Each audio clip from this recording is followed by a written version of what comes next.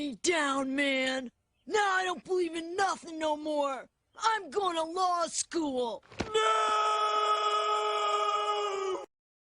Tuts, when I grow up, I want to be a lawyer just like you. Good for you, son. If there's one thing America needs, it's more lawyers. Can you imagine a world without lawyers? Oh.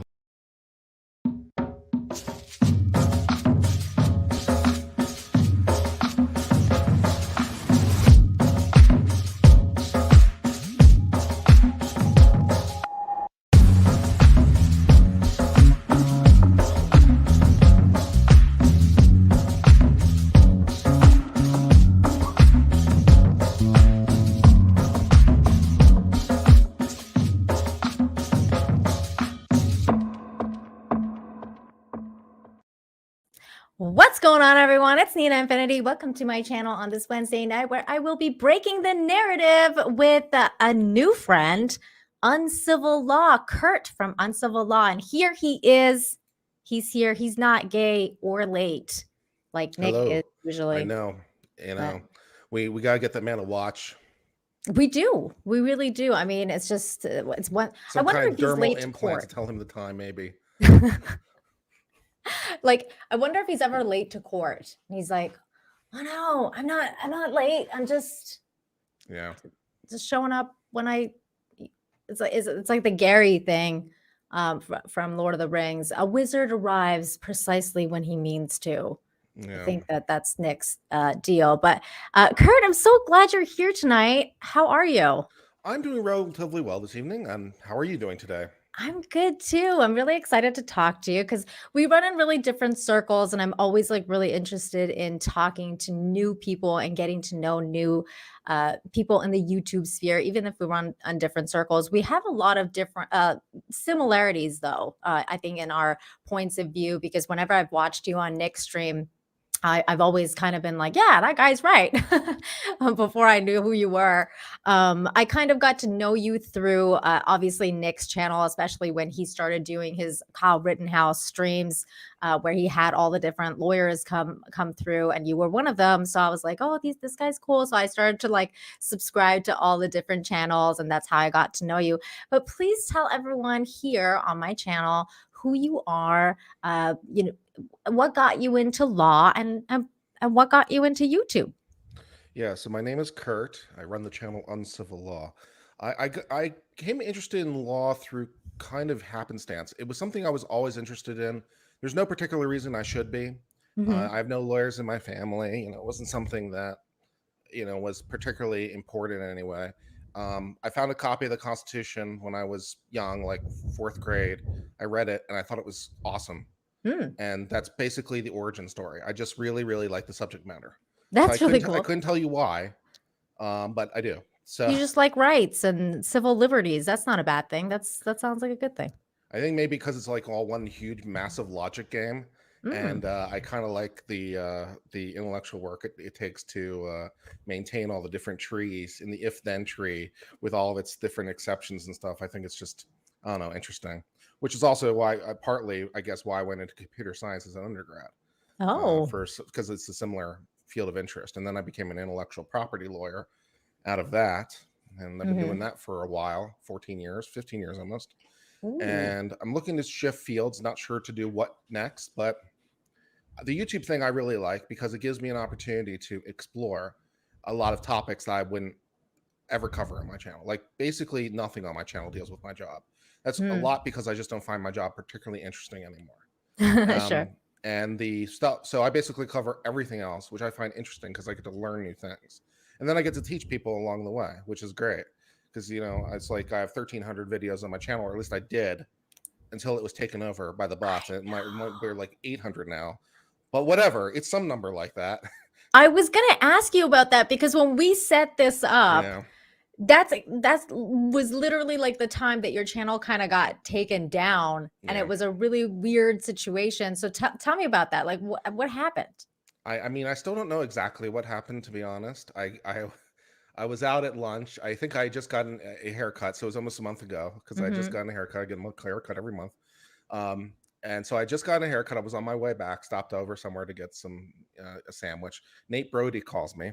And he's like, "Hey, have you seen what's up with your channel?" I'm like, "No." Now, what I think he's about to say is, "One of your videos is going really well. It's unbelievably great. You've gone viral. People love it. They love it viral." Yeah. Instead, he says it's been taken over by the Ethereum, and I just like, and it's been hijacked in their streaming. And I think what I said to him is, "I understand. I'll call you back." And then I hung up on him.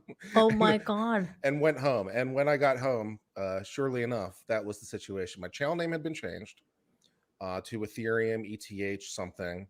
There was a live stream about this cryptocurrency. All the videos on my channel were privated, so there was no other content on my channel. They didn't delete them, but they privated them, which had. Well, thank God they didn't delete it. Well, yeah, we say that, except now 500 videos are missing. So, yeah. And then also because when they were unprivated, YouTube sets the date of the video, like when it's made public. And so now all the videos are in the wrong order.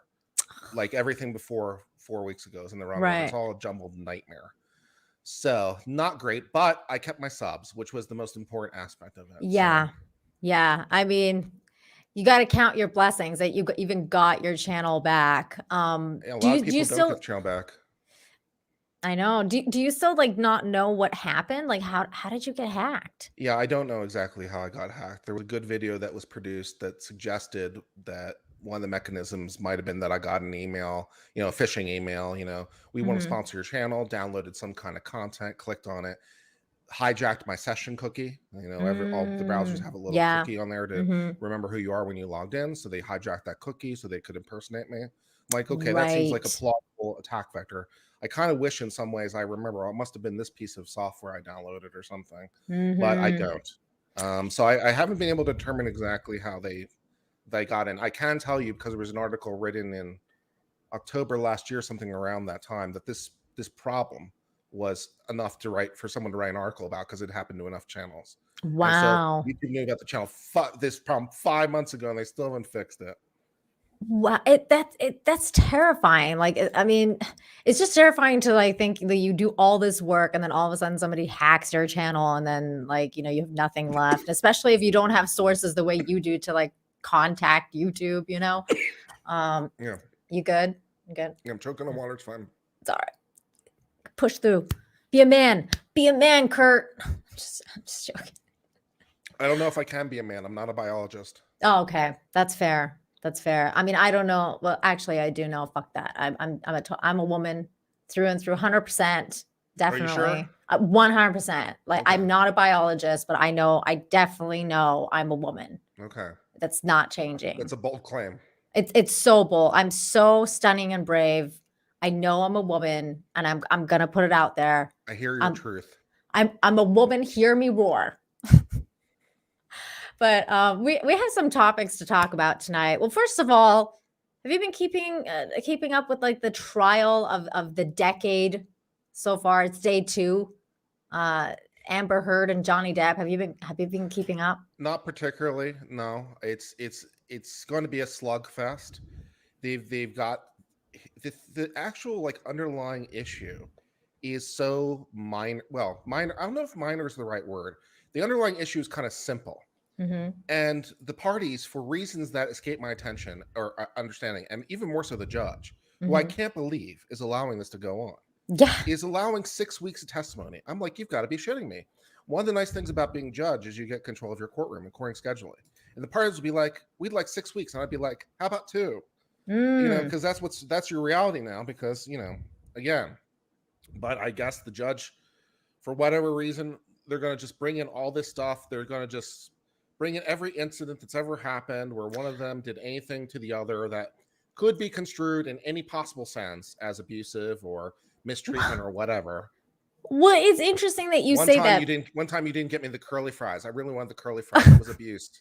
Yeah, I know, dude, because it's really interesting that you say that, because I've been keeping track, because this is like my OJ trial. I'm like, I gotta watch this from, if I have any free minute, I'm watching this go down. Obviously, I'm watching it with Nick, along with Nick and Tug, that umbrella guy. Shout out to that umbrella guy. Legal Bites is where it's at, man. Legal Bites is covering it. You got to. I was watching Legal Bites a little bit too. I caught her replay, which actually reminds me, I want to hit her up and get her on my channel too, because she's freaking awesome. And I was like covering, like I've just kind of like been going back and forth and watching everyone's like different takes on it.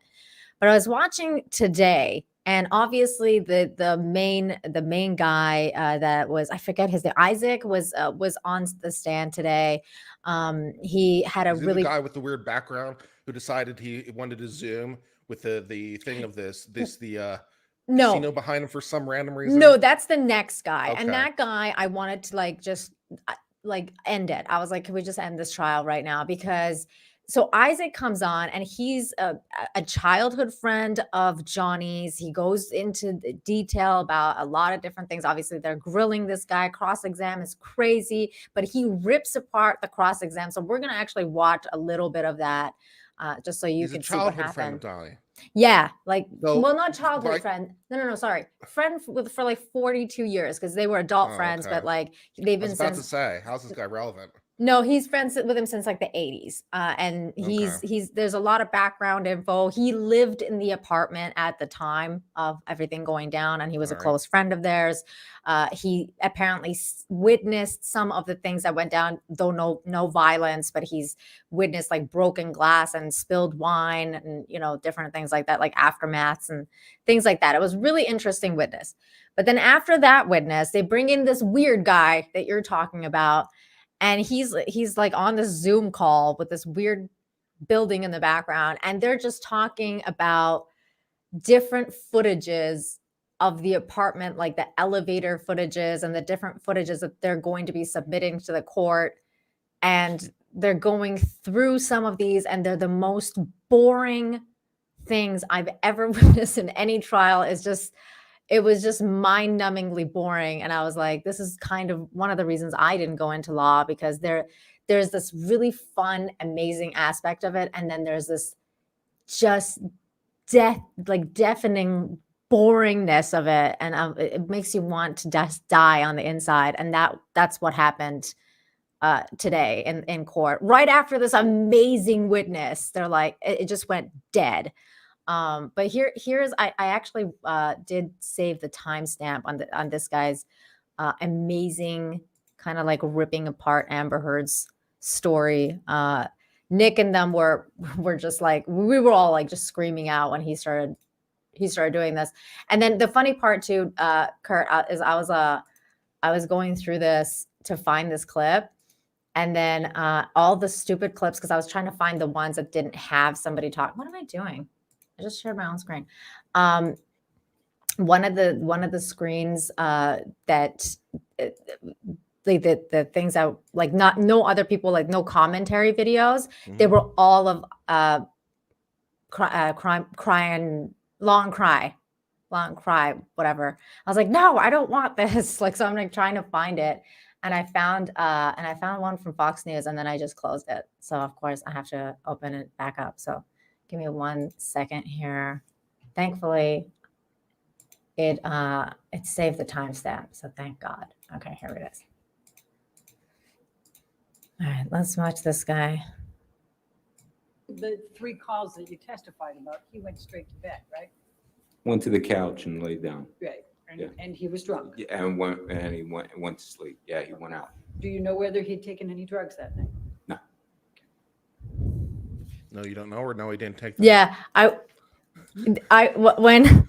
when he said that, I was like thinking the same thing. Like if I was like the prosecutor, I'd be like, no, you don't know, or no, he didn't take any. But she didn't say anything like that, which I was like pretty surprised about, because you would think that you would want to grill this guy and be like, no, he took the drugs or whatever. But anyway, because they're really wanting to paint Johnny as this like drunk, high. Yeah, I picked up on that. Yeah. I watched the openings, which went on forever. Yes. I thought about harming myself at several points. Yeah, I know. There's definitely that feeling about this. I know. I'm sorry, 200 Watt Studios. I think maybe I'll run away to Mexico or something and just hang out with you or something, because this makes any sense. Yeah, just come to Cancun. We'll just get drunk. Excellent. You have known, you've already testified, you've known him for 42 years. 42 years. You didn't pay rent at the penthouse, correct? No one did. Right. Okay. And then after you finished at the penthouse, you went over and lived with him in Sweetser, correct? I live in one of his house that he owns on Sweetser. And you still live there Yes, and rent free, correct? yes. Okay. And has, other than the 100,000, you never paid that back, right? The 100,000 that he's given you? No, that's a thing that's a thing for me when how I look at it and stuff. At some point, I would love to pay back some that money, but that's not something that is expected. That's he's expecting. Would you say So- you're kind of beholden to Mr. Depp? I'm not beholden at all. He's given you $100,000. He's put you Over in a that period of, nice. I'm sorry, I didn't hear the whole question. Can you say it again? You were rent free in penthouses for a number of years, and now you've been rent free ever since in Sweetser. That's a nice friend. It's a nice friend. It's a very And good you, friend. mean, I yeah. think you testified already. You're pretty angry with Ms. Heard, right? This part's crazy.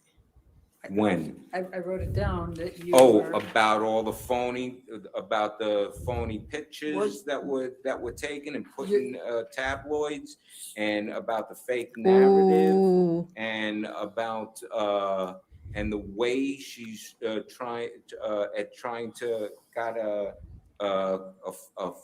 fraudulent DV claim to extort and blackmail a man. Nice. Yeah, that Pretty- kind of got me Pretty angry with it. frustrated. This is great. Confused, angry, upset. Yes, which is why I said the best thing for us to do is not to talk to each other. Okay. And- Yes. And was it fair to say you're still angry with her? Oh, you know something? It's 6 years. But It's we just heard you 6 give your years. version. Am I angry anymore? I'm not, what I am is tired, and I want this all to end. Her to go heal, him to go heal. Preach.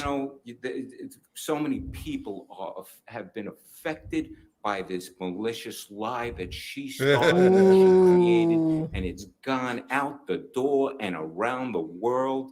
And so I can't even paint anymore. I've stopped painting for the last who knows how many years, and that's affected by stuff. It's Anytime you don't- want to interrupt I'm him and not stop him from angry answering these at questions, that'd be anybody. great. I know that's what I was gonna ask you about. So why isn't she because she's working for Amber Heard. She's trying to paint Amber Heard in a good light. Why isn't she stopping him from saying all this? Because Her questions are too open. She's not doing ground. Her questions are too open.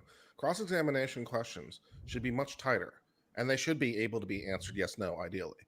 So you would say Right. something like, "Isn't it true on December the 8th you had a glass of wine?" right. Yes or no, right? And then it's like, Mhm. yes, and blah blah blah. It's like, that's not what I asked. I just want to know, did you have a glass of wine that night or on that day? It's the Mhm. only question, and I'm going to ask each question separately that I need to get yes, yes, yes, or no, as the case may be, to prove the things. The question she's asking, like, weren't you angry? It's too open. It's like, Right. because it allows for this. It's like, isn't it true that you said you were angry? Or you said you were angry about Amber? And it's like, or on this time, or on this date, you said you were angry. And if he starts spouting off, he'd be like non-responsive. Right. It's like, I didn't ask that. I just asked if he said that one thing or not. Non-responsive. And that's the thing that really is interesting for me is because usually when I watch these kind of shows, I'm watching criminal law, which is Mhm. a little bit different than domestic situations like this. So in criminal law, like you're right, Kurt, because you're wanting to stay succinct and to the point, yes or no questions, things like that. But one of the things I notice is different in civil law is that when that you want to get to the nitty gritty details because that's kind of like Mhm. what the case is, right? You want at the end of the day, this is a he said, she said thing. We don't know what actually happened between these people, whether they were physically violent with each other, specifically Johnny, whether he was violent towards her or not. So that's why from what I understand, and correct me if I'm wrong, is that that's why they're going into such detailed things about the case. Is that what the difference is between civil and kind of criminal law? Well, as I understand it roughly, they're trying to show that at some point Johnny Depp was an abuser. I think is what they're trying to do. I think Johnny's attorneys are trying to keep it more narrow. They think because there's a bit of a dispute over actually what the issue is. So Johnny, at least from the opening, it seemed that way.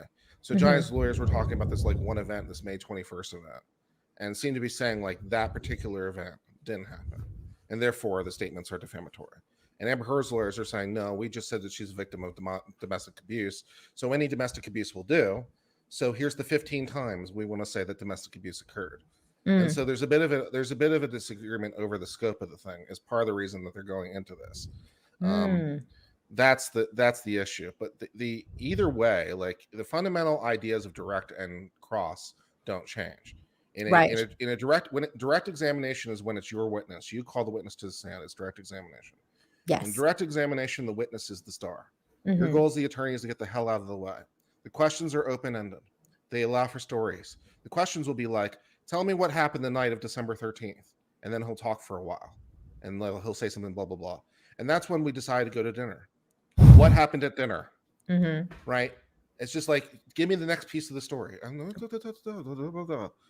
that's when I saw the shrimp cocktail was wrong. And how'd you respond to the shrimp cocktail being wrong? And, they're just really open-ended questions. Yes. The next thing in the sequence, just tell me the story. You tell me the story. Just tell me what happened next, what happened next, what happened next. Open-ended questions. I'm not here. The witness is here, right? In cross-examination, it's 100% the other way around. In cross-examination, the attorney is the star, not the witness. The witness is like incidental, right? Because all the witnesses ultimately probably going to be saying, if I'm doing my job, is yes and no. That's the ideal, right? So it's like, I'm basically putting words in their mouth. I'm literally putting words in their mouth because that's what I can do on cross. So I'm like, isn't it true? You said at 3:02 p.m. on the 10th that you hate Amber Heard. Yes or no? And it was like, well, it's because of, I didn't ask why. I just want to know, did you say it? Right. That's the question.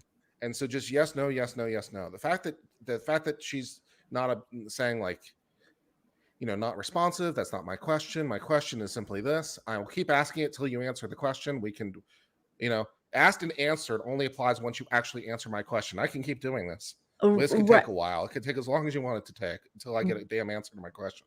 Right. So, and that was the weird part too, because earlier she kept asking him about her makeup situation because he kept claiming that Amber Heard wasn't wearing makeup. To the best of his recollection, she wasn't wearing any makeup and said date A, B, C, right? And she's going, well, did you see her wearing? And she starts naming the makeups, and I'm like, this is a dude. He doesn't understand what makeup. Like, she's like, did you see her? Did you really tell by just looking at another woman what makeup brand she's wearing? Yeah, well, she's asking like what kind, like specifically, like did you see her wearing concealer? Did you see her wearing toner? Did you see her wearing like this, and he's just going no. And she asked him this like 4 different times for the different dates, and he's just sitting there. At one point he started laughing because it was one of those situations where it's like you're being asked the same question over and over, and I'm thinking to myself, well, why isn't the lawyer going asked and answered? Like, I don't understand. Why does this guy I already heard this one, let's move on. Exactly. It was crazy. Let's watch the rest of this. It's just another couple minute, and then we can stop it. I want the best for her to take her responsibility, heal, and move on.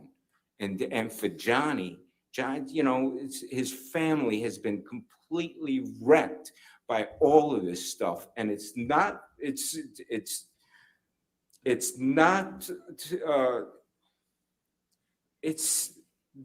fair.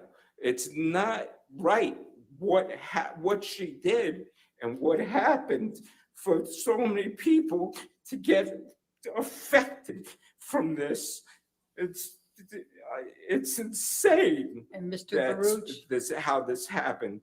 And Mr. Baruch, if in fact she's telling the truth, And if in fact, Mr. Depp, who has engaged in enormous rage and domestic abuse and violence of Amber over a period of time that you wouldn't know about, then maybe it's time for him to take responsibility. What kind don't of you question think? is this? Objection, Your Honor. That calls for an opinion. What's the objection? What Speculation. kind of question? Why you're asking for an opinion? What the Foundation, fuck is this? evidence. That's not what a witness I is. I'm know. not here to give my opinion. I'm here to give some facts. I know, right? It's like some of the questions and stuff was like, what the hell's going on? And then the other team, by the way, like earlier on, they just kept objecting like to every single I thing. can I see was why like, if this is the way things are going. Damn. it was crazy. It was Do crazy. I need to beat you with the rules of evidence? Do I need to beat you down with the rules of evidence? I can break them. I can bring them over. I can beat you to death with them until you get it right. Damn. It's wild. I'm telling you, man, this is like my OJ trial. This is the craziest trial. He just went off on this rant and rave about assuming that she. That's because you didn't interrupt him and stop I it. didn't That's ask on the you, question lady. that That's your launched problem. that. That sounds suspiciously like a you problem. That was totally a her problem because she's the one that like let him out. And then in my opinion, because again, this is the jury, right? This is a jury trial. The jury's watching this. They just saw this dude who is, by the way, like a super Chad. He's funny. He looks very masculine. He's like been kind of like stroking his Santa beard all day. He's very like, he just has a good image. He's a good relationship with the jury. I feel like he's made Johnny laugh. He made everybody laugh. He even made Amber Heard laugh. Like he made her smile and she was like smiling at him. And it was a really interesting situation. And then all of a sudden he becomes extremely emotional talking about the turmoil that Amber's lies has caused him and his life and everyone in Johnny's life. And this jury sitting there listening to this and seeing this, I feel like that wasn't good. That wasn't good for Amber, meaning, I mean, it was good It's for not good Johnny. because of primacy. This case is going to go on for 6 weeks. I guarantee you the jury won't remember anything after about today. Well, they're not going to remember anything after that entire 2 hours afterwards because with like everyone, it was so mind-numbingly boring that it was just like, if I was the jury, I'd be like, I'm just going to judge. I'm like, you do understand you can say no, right? Like, no, we're not doing that. You do understand that's an option? I feel like that kind of thing should also be done like outside of court where it's not. Oh, it's always outside of court. Yeah, that's part of the trial management schedule. Yeah, that would have been scheduled. That would have been scheduled it would have been scheduled beforehand. So like, this is how long it's going to take. This is how much time you get. This is how many witnesses you can call. This is how long you can call them for. And this is how many videos are in evidence and this is how many videos are not. Because that was one of the main things that they were trying to do is figure out which evidence comes into which, like into the. And that's where the attorney says, but it's not fair because I've got so much other evidence to bring in. And that's where the judge says, it's sad. So sad. Sad situation. That's not happening. Well, it was so crazy too, because they started to like show all the evidence that they were bringing in. And it's like literally like a bunch elevator in the house. And then it's like, oh, like who the fuck cares? Like we're not seeing any like glass smashing. We're not seeing any violence. We're not seeing anything that has anything to do with the case. We're just seeing people go in and out of the elevator. Maybe since I'm looking for a break, I could come down there. We could reenact the dispute. We can reenact the dispute. I'll fake hit you. You can poop on the bed. Well, apparently that's something that was in the thing, and everyone was interested in seeing that too. Because it's not called deposition when he's on the stand, right? What is it called? That's testimony. Testimony. Thank you. When in his testimony, when he was like talking about it, he was saying that there was a video that he'd seen that Amber and her sister were playing around, and her sister went like this and like fake punched her, and Amber went like and like, and he actually reenacted it. Like it was crazy. Why is he testifying to a video he's seen? I'm telling you, there was the most bizarre line of questioning. Have you ever heard of a thing called hearsay? Yes. So he's because they're saying, oh, we showed you this evidence in your deposition. Do you remember seeing it? And he's like, yeah. So what was on the video? And he's like, this. And then they're like, and then exactly. And then like later on, they're like, oh, by the way, we're going to enter that video into evidence, maybe Not through if it's this a lot. guy. He can't authenticate it. This No, guy it was can't just like a authentic- general I showed him thing. oh yeah, I showed him the video so he can testify to the video's authenticity. That's some bullshit. No. It was just like a general thing. And we were all waiting, like, in the audience, in Nick's audience, we were all waiting, like, okay, can we at least see that video? But they didn't even get to that video. They just kept getting to videos of like people going in and out of the elevator over and over. It was so bizarre. I was like, this is so Someone in chat crazy. says the point of the deposition was to establish validity of the videos, but he can't do that unless he was. He can't validate him. How can he validate him unless you're saying he took the video or he was there? He was some just way. saying like, that. oh yeah, I mean, I was there. I mean, I was at a different vantage point, but I can testify that video looks authentic to me. I mean, I might have been behind, might have been on the other side, but that looks right to me. From Well, they were saying right there. basically, did you recognize her? And like, is that Amber and her sister? Like, was that Amber and her sister? And he's like, yeah, that's what I saw. Like, from the best of my. And how long was the video? And he's like, I don't know, like 15 seconds. And they're just describing what's happening in the video. And I'm like, why aren't we seeing this video? I don't understand what. Why are we using him to authenticate if it's Amber Heard or not? Yeah, it's just the weird. I showed you a video. Is it Amber Heard? Like, why are you asking me? It was weird. It was such a weird thing. I'm sure Nick could probably explain it to you better, but that's from what I understood. I'm not sure I can. Because I don't. Oh my God. But we got a couple early super chats, so I'm going to get to these. 200 Watt Studios for 2 says, hey, how about a scared lion noise, please? No, 200 Watt Studios, wrong show. Gotcha-san for $2. Thank you so much. Says, what's up, Nina? It's cool to see Kurt on. I know. I think it's really cool to get all these lawyers on and talk to different people in different YouTube spheres. 200 Watt Studio for another 2 says, do you think Johnny is macking on his hot lawyer? Well, No. It is Virginia. I was about to say that's unethical, but unless Virginia changed its ethics rules, it's technically not. So maybe. Okay. Yeah, I was going to. In the rules of ethics, it's Rule 1.8K. In the rules of ethics, you can't sleep with the client. But Virginia never adopted that rule for some reason. So.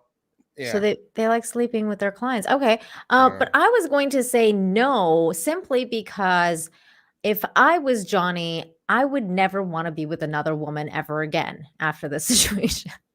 I would just be like, especially if they're pretty, like I would be like, no. Give me an uggle at least. I don't know. Maybe. It's the hot, crazy matrix. That's the problem. Yeah. It's the hot, crazy matrix. I'm telling you, Amber Heard is like the perfect example of the hot, crazy matrix. Yeah. But thank you so much, 200 Watt Studios, for that $2.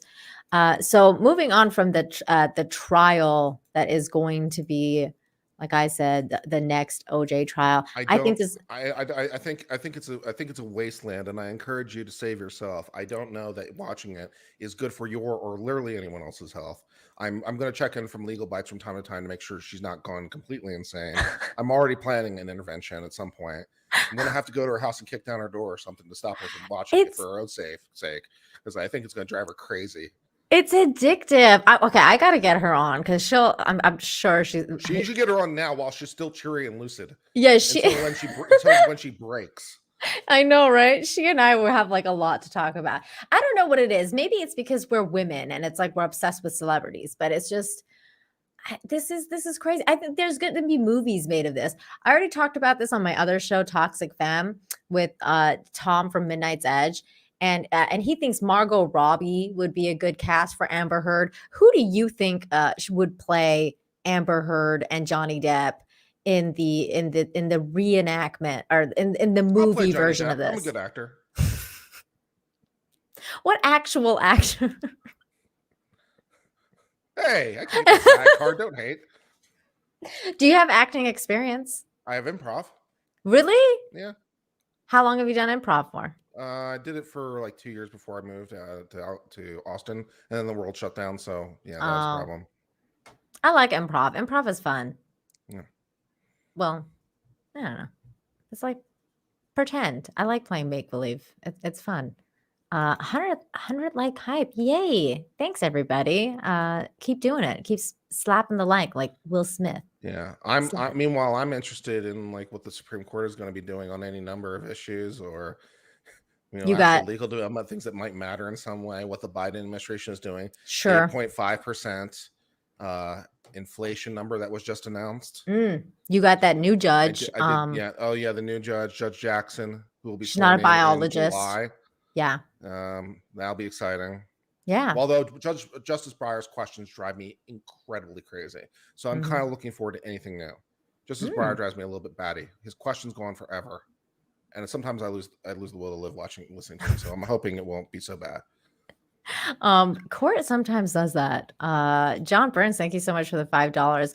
Watching a Legal Eagle video about Kanye West and his "How do I want to kill Kim's new boyfriend? Let me count the ways Kim's taking the bar exam." She is taking the bar exam. She is? I didn't know that. In fact, I believe she passed the baby bar on her second try. She is reading for the bar. This is old school. Not every state allows for it, but California does. So she is essentially an apprentice under a current lawyer. And there are rules. Instead of going to law school, that would be like the normal way to do this. But a few states allow you to do this old school way called reading for the bar. So she passed the baby bar. Yeah, she's on the path.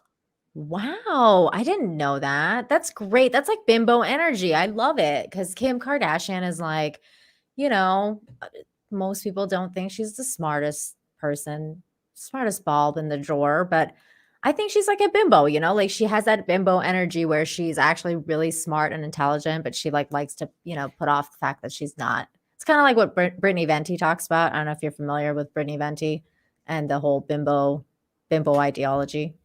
I'm not sure I do.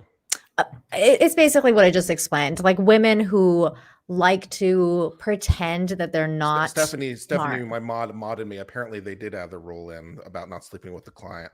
Well, there you go. There you go. But yeah, it's like that bimbo energy of like, women who like to pretend that they're not smart, but they're actually very intelligent, but they have like this kind of like image of how they're not smart. Why would you want that image? Kind of like Paris Hilton. Like she's like a major troll and she's actually really intelligent, but she like made those like trolling shows like Simple Life and like things like that. Or like Marilyn Monroe, where she was like a total. Monroe had issues, I've heard. But she was very intelligent, very well read, and most people thought she was a dumb bitch. Wasn't Marilyn Monroe also accused of pooping in the bed one time? Isn't that a thing that I No. I was understood that Marilyn Monroe was actually a hoarder, had some real problems with trash, including in her bed, and she had some issues. What? I have not heard about this. I'll have to look into it. You've opened my eyes into some new rabbit hole that I'm going to go down now. There you go. Thanks. I'm happy to help. Thanks, Kurt. Thank you.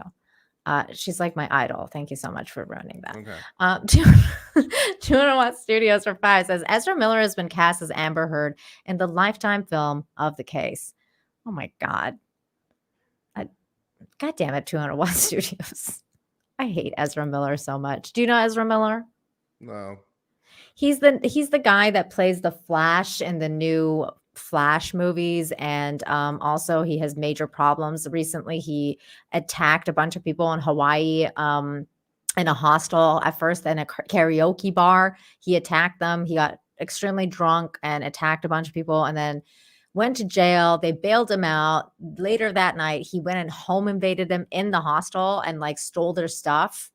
He's kind of mental. Let me pull up pictures so you know what I'm talking about. Ezra Miller. And he's also one of those people who identifies as like they, them, which is believable because he's a freak.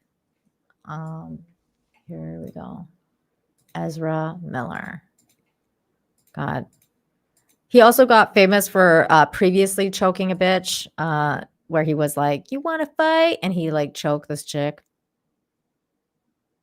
But that's him. He looks like Adam Driver. Kind of. I mean, they're kind of similar, but he obviously is way more effeminate than there he is as the Flash than Adam Driver. Oh yeah, no, yeah, that's the worst Flash I've ever seen in my life. It's fucking awful. It's really bad. John Burns, thank you so much for the 5. Says some women know very well how to play bimbo. Margot Robbie can be very good at that. Bank of Canada, high expansion interest rate up to 1%. Ooh. Good to see you though, John Burns. And you're right. Margot Robbie is a good bimbo. So maybe printing all the money ever wasn't the greatest plan. You're right. I don't know. I don't know about that. But speaking of like other things that are going on other than Johnny Depp and Amber Heard, I saw a couple stories today that really caught my eye because you're scrolling through Twitter and you're like, what the hell is this about again? So I saw this story and it led me to another story. So we're gonna read both of them. But first of all, I saw this. Now I'm pissed. Secret Service agents outraged by White House spin over the first dog fight. So apparently they like totally misreported on this story. I don't know if you remember that there was a dog bite incident like very early on in the presidency. And now it's become, apparently it was way more of a deal than they let on. So this article starts, Secret Service agents were outraged last year by the White House attempt to downplay bite injuries caused by the then first dog major. Even trying to get President Biden to personally pay for the coat destroyed by the first dog major, Biden new release documents Is the dog show. dead? No, they I asked because they say then first dog. Why? Because why is he not now? Well, because what happened was they had two dogs. They got this dog to, they claim, go live in a farm, like which we know is also code for I don't know. Well, it used to be in my neck of the woods we all know what that means. Right. But apparently they say that it went to somebody. And then they had another dog, which became the first dog. But then that dog died because it was old and sick. And now they have a new puppy. This article talks about that. But then the article, getting things old and frail and dying. It was probably as old as Joe Biden. It was probably like a puppy when he was a senator and like 120 years ago. You know how it be. But then the article goes on to say Secret Service leaders also sought to keep attack details out of the official paperwork, at one point rejecting an agent's excessive detailed account to avoid upsetting the first family after major bit agents on 8 consecutive days. Damn. The record released in response to a Freedom of Information Act lawsuit by Judicial Watch show that attacks occurred both earlier and later than previously known. They also show internal discord at the Secret Service, which has been embroiled since last week in a bizarre infiltration scandal that involves at least 4 agents. Secret Service again involved in scandals? Damn. Yeah, Why can't they get their shit together? So like when I saw this, I was like, wait, bizarre infiltration scandal. Obviously, I'm gonna hit on that because like that is such a weird thing to Are they hiring the prostitutes again? No, but I'm sure that there may have been prostitutes involved. That was like a whole maybe. thing. I know it was a whole thing. I know exactly what you're talking about. This one doesn't specify that there's prostitutes, but you can imagine that there could be prostitutes involved. So after I finish this, we're gonna go and read that, like what this new scandal is, because that's apparently this is how, because of this entire story came out, right? Because of the Judicial Watch wanting to release the records, right? Mm-hmm. So White House Press Secretary Jen Psaki acknowledged just one biting incident at a briefing on March 9th, 2021, saying that one day earlier, the first family's younger dog, Major, was surprised by an unfamiliar person and reacted in a way that resulted in a minor injury to the individual. The March 8th bite actually was the final attack in an 8-day streak, and the wounded agent, whose injuries were categorized as severe by a colleague, fumed about Psaki's spin. Now, let me say something. Have you ever been bit by a dog, Kurt? I have not. Okay. I personally have not been bit by a dog, but I've been in 2 separate dog attacks. And some of my viewers know about this story, so I'm sorry if you're going to hear it again, but it has to be told. A dog biting incident can be really traumatic, especially for someone who's getting bit. So Mhm. my dog biting incident, the first one was when I was really young. I was like 13 years old. We were walking by this dude's house in Canada, in Vancouver, and it was me, my friends, me and my two girlfriends. We were walking to school every day, and we would pass this guy's house who had a dog that would bark at us every single day. So then one day we stopped by because we were stupid, and he had a fence, like he had a little fence, and then his house was there, and then the dog was inside the house, but he had like a screen door open, and the actual door was open. Or sorry, he had a screen door closed, but the actual door was open, so you could see the dog through the Mhm. screen door. And so we stopped there, like not like on the street, on the sidewalk. And we start being like, it's okay, doggy. Don't bark at us. We're okay. Cause this dog would do this every day as we walked to school, would go freaking insane. And we were like, 12, I don't know, maybe even younger. I think we're like 11. And we're just like, it's okay, doggy. Well, we're stupid.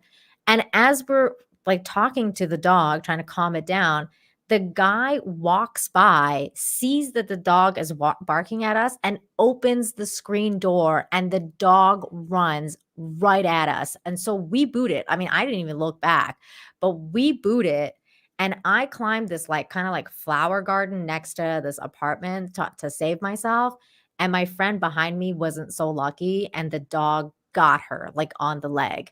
And long story short, though, she had to be taken in the hospital, get stitches, blah blah blah. They had to put the dog down. The family sued the dog owner. It was like a whole freaking thing. But then again, so like for my birthday 2 years ago, we were in Cancun, and I was going out for dinner with my husband, and we're walking by this freaking fence, and this dog just goes woof, and he bites like the side of my husband's, like, not stomach, but like right on the side.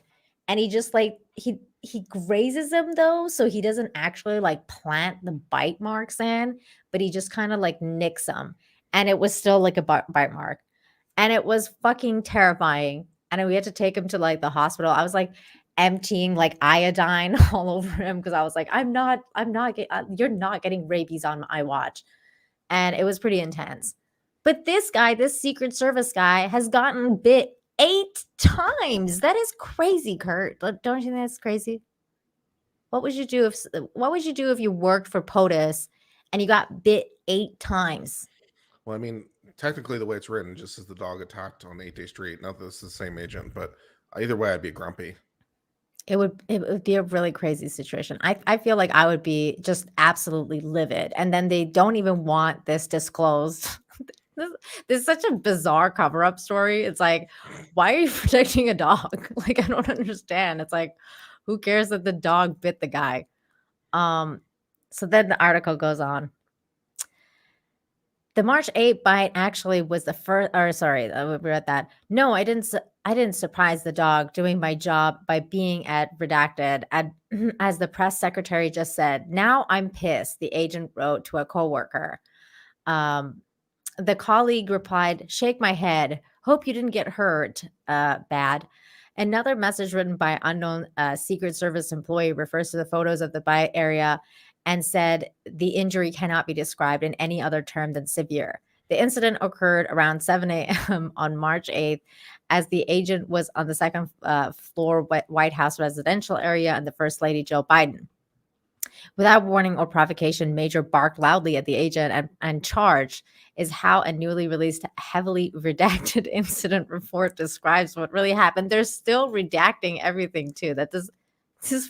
What kind of administration is this? It's like, this dog is biting your own employees. Having no time to seek cover from the attack, the agent turned away from the dog as he bit into redacted right leg, the account added. About an hour later, President Biden's then chief of protective agent, David Cho, wrote in an email, Major bit one of the agents this morning. That agent is okay, but does have bruising and puncture. Jesus Christ. The agent was bitten by Major a second time, but it's unclear when. Then they were the only known PPD, Presidential Protective Division's agents to have suffered 2 attacks from Major in less than 10 days, according to June email. Photos of the injuries were redacted in the record, but one photo was released showing an agent's wool overcoat that was ripped on March 6th as the president and First Lady returned indoors from White House Tennis Pavilion. And here's the picture of the coat that's been ripped. Apparently, this coat was like $500. As Major came around the corner, he attacked me unprovoked, tearing the wool overcoat I was wearing that evening. The agent wrote in a first-hand account until 2 months later as he sought reimbursement. This attack occurred through no fault of my own, and I could not avoid this unusual circumstance due to the nature and requirements from my position. An unidentified Secret Service employee reprimanded the agent, writing, please submit with the language that has been approved by the legal office. Unless you dispute anything in the verbiage that was presented to you, there shouldn't be a need to embellish with additional details that aren't required for approval. Kurt, can you explain this? I can to some degree, and this is something I've talked about on my channel before.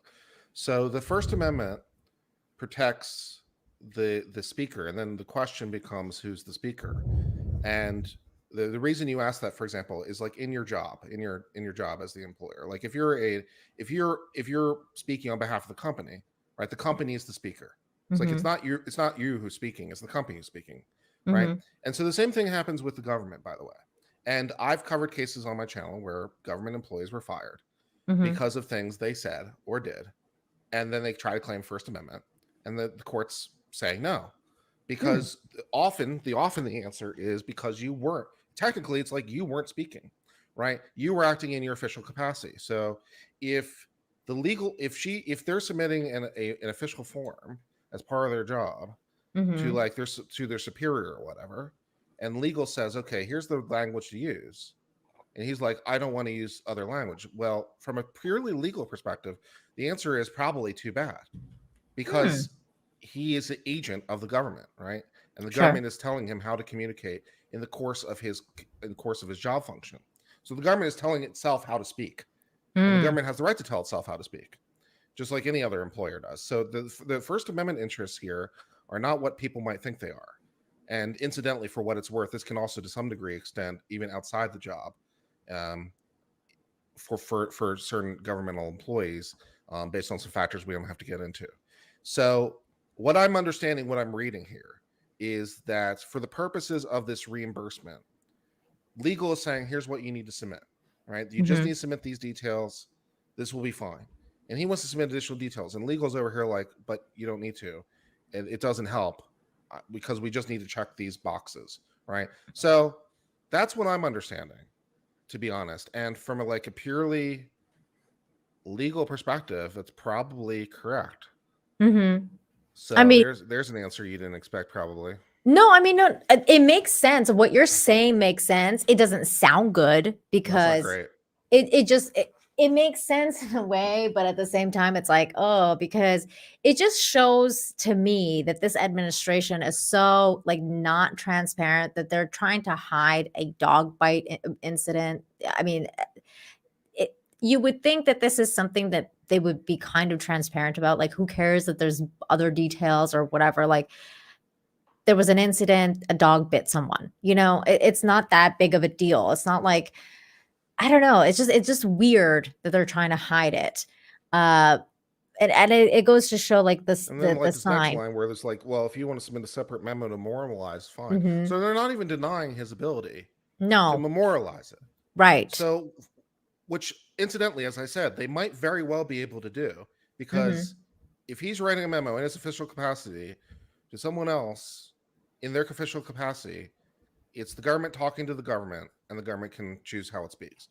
But they're even going on to say, look, for the purposes of this form, we just don't. It would be a little bit like if you had an employer and you were submitting reimbursement for a trip, and your employer says to you, what I need is the receipt of the gas.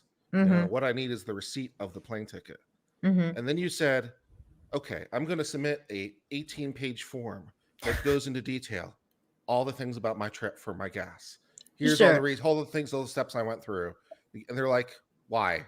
Yeah, I we just don't the need receipt. this. Why are you Yeah. telling me these things? I don't Yeah. want to know these things. I don't care these things.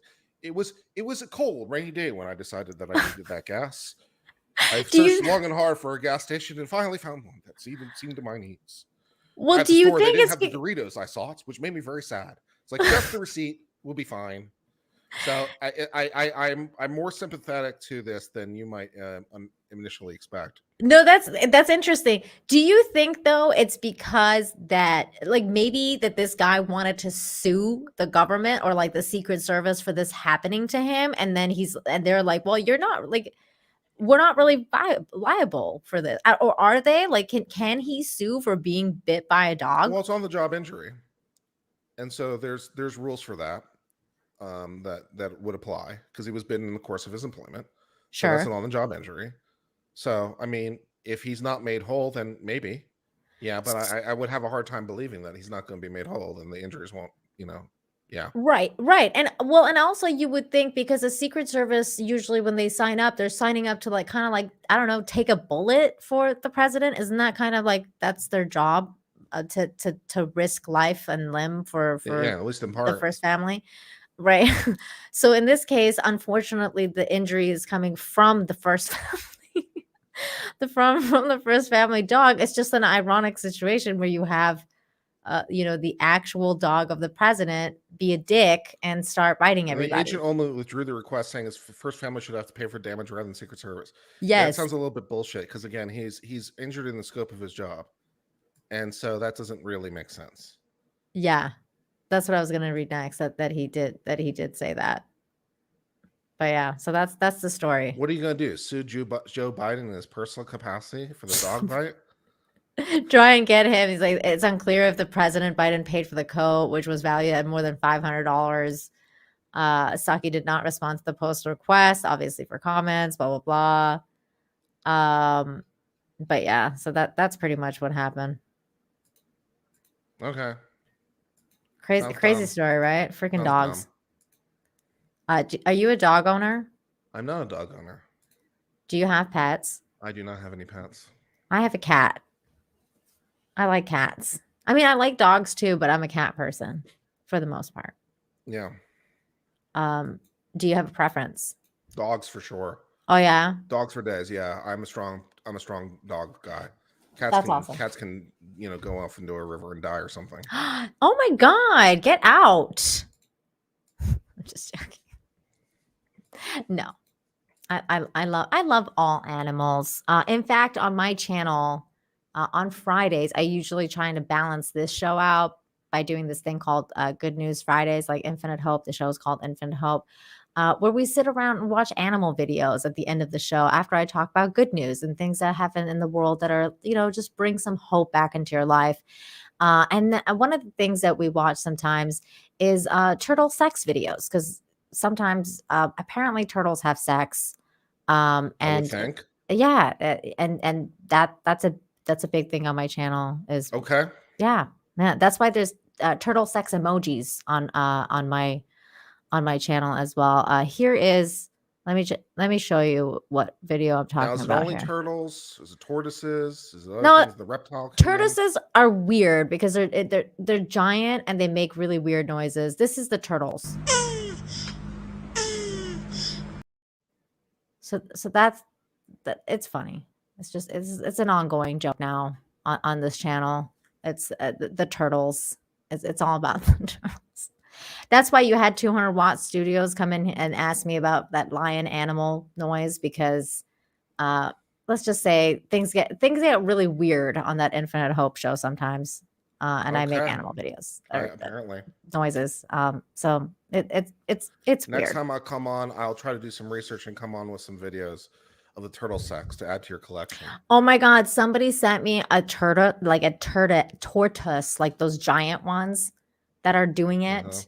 And it was the same thing as this, but a not cute version. And I was like, I would never show this on YouTube. Like, there's no way. First of all, I'll get banned because it's no longer cute. It becomes extremely vulgar because they're like the tortoise is like massive and he's like Like, and he's like drooling, and like it's like a whole thing. And I was like, why am I watching these? It gets really messed up.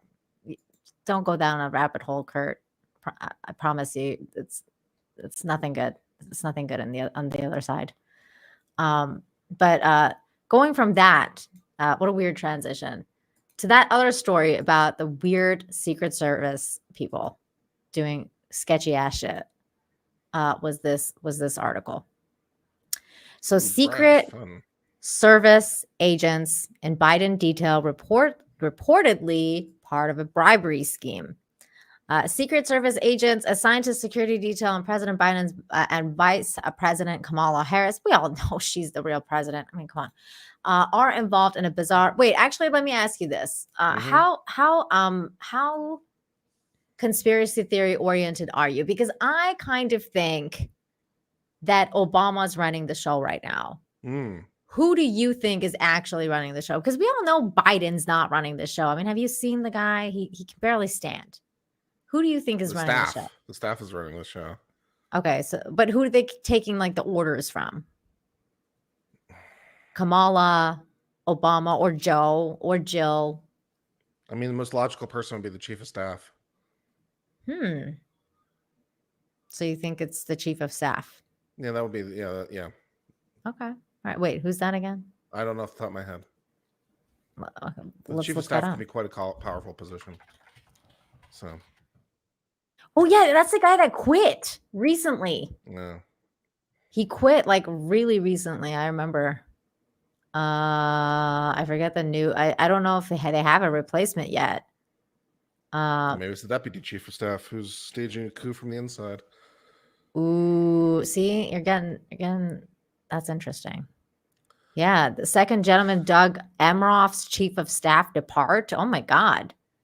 Yeah. Things are getting real weird over there in POTUS. But Kamala's interests are best served if she's going to step into the role. Her interests are best served by waiting 2 years because of the 25th Amendment, or the 20th Amendment, actually. Wait, what does that do? I'm not American, so explain that. Oh, no problem. 20th Amendment was the one that set up presidential term limits. It's the one that says you can't run more than twice for office. But strictly speaking, it says you can't serve more than 10 years. Oh. So that's why her incentives are to wait at least 2 years. So then she could theoretically serve the 2 years of Biden and then still run twice. And she could serve 10 years total. Right. That's interesting. Yeah. And so like I've made a joke in the run up to the thing. I said, come January 20th, January 20th of whether that be 2023, I guess, around 12:05 p.m. Kamala Harris walks into the Oval Office and says, "Sign this piece of paper. Don't worry very much about what 3 USC 20 means. It's just a technicality. Don't worry about it. Don't worry about it. Don't worry about it." Oh my God. Well, thanks for informing me of that. Problem.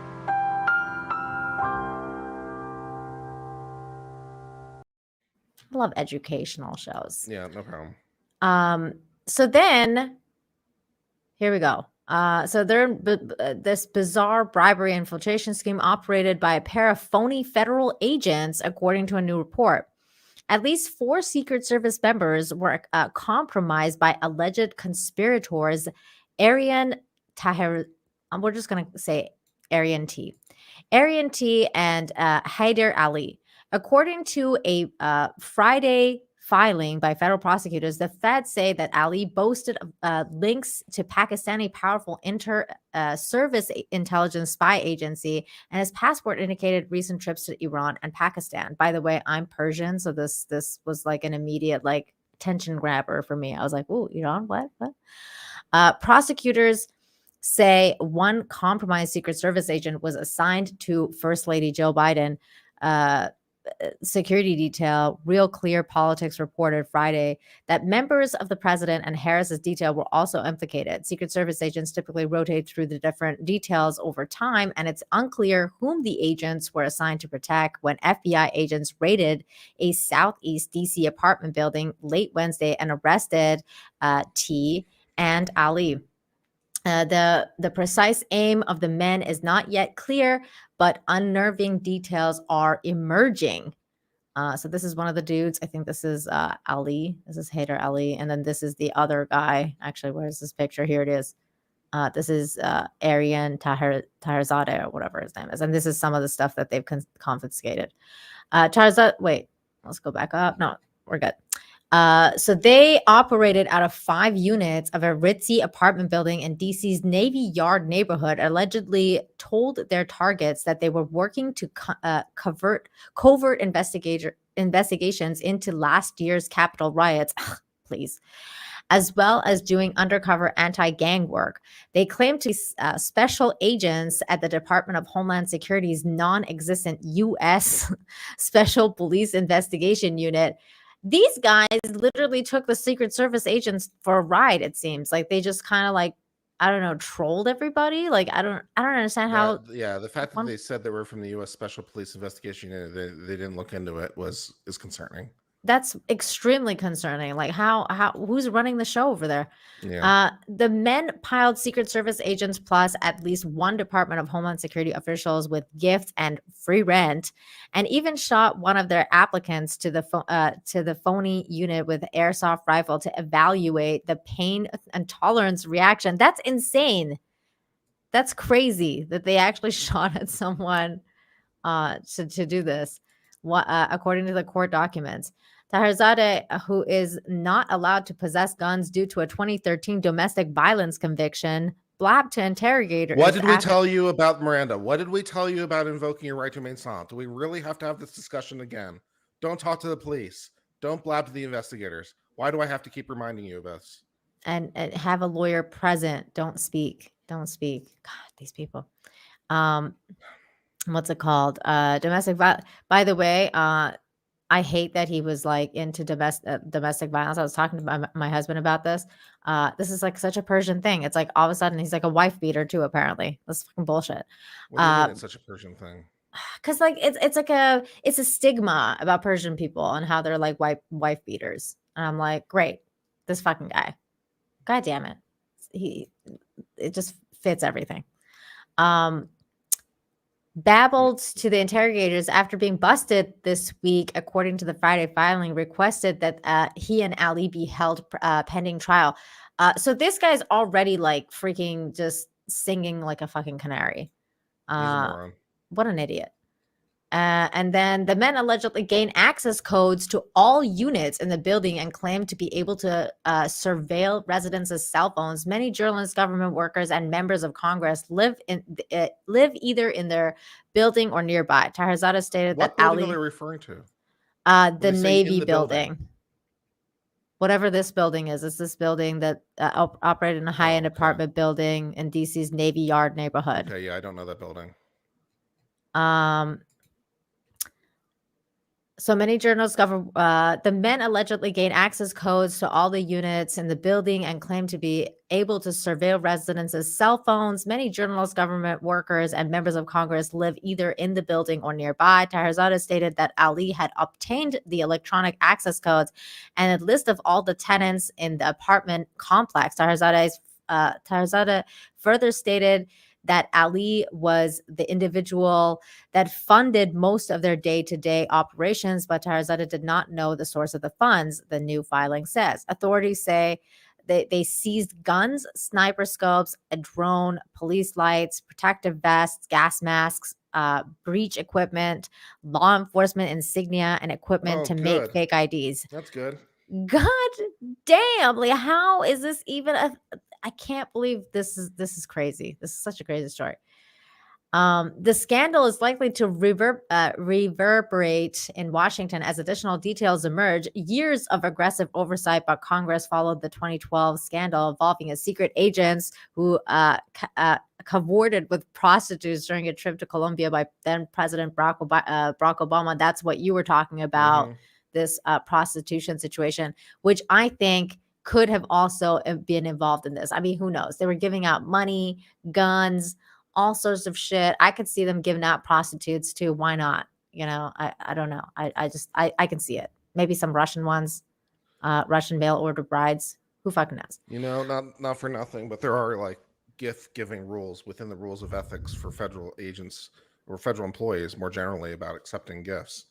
Like accepting gifts is you're not allowed to really do it because of kind of exactly this reason. Yeah, you're not allowed to because it could be construed as bribery, and then you're doing, something for something. I don't know. It's unethical, to say the least. Yeah. Authorities say that Tarzada and Ali compromised United States Secret Service personnel involved in protective details and with access to White House complex by lavish gifts upon them, including rent-free living. Yeah, that's not good. One member of the Secret Service was allowed by men to live rent-free in the penthouse with a market cost more than $40,000 from February 21st, 2021 to January 2022. While another federal law enforcement officer's rent in the building was also was covered, authorities say. The court filing made public Wednesday said Tarzada's provided members of the United States Secret Service and an employee DHS with, among other things, rent-free apartments, iPhones, surveillance systems, a drone, a flat-screen television, a case for storing an assault rifle, a generator, that is a weird gift, and law enforcement paraphernalia. Now, just as a note here, the Secret Service, if they need to rent an apartment to protect a person, the Secret Service will pay for it. So it's not even like these people needed to be there for their job function. If for some reason, they needed to have, if for some reason the Secret Service needed to rent an apartment to protect the president, the Secret Service would pick it up because it's part of their job function. So I don't even know why they're accepting these monies from this random person. That's so weird. And then they're not even looking into who these guys are that are giving out free shit. The alleged conspirators also offered these individuals use of what Tarzada represented to be official government vehicles, and allegedly offered to purchase a $2,000 assault rifle for the United States. No.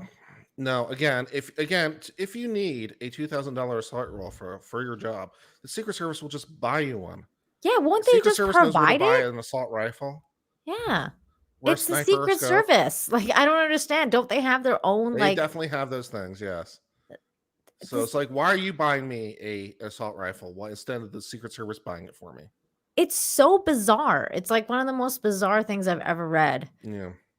The alleged conspirator, the protective detail, the 4 Secret Service agents are currently on leave, prosecutors say. This is one of the guns. This is the building again. Court filing says the men provided Secret Service, blah, blah, blah. The law enforcement source familiar with the matter told the Post that the leave status doesn't necessarily mean that the agents are suspended of wrongdoing or criminal misconduct, which they should be. That's fucked up.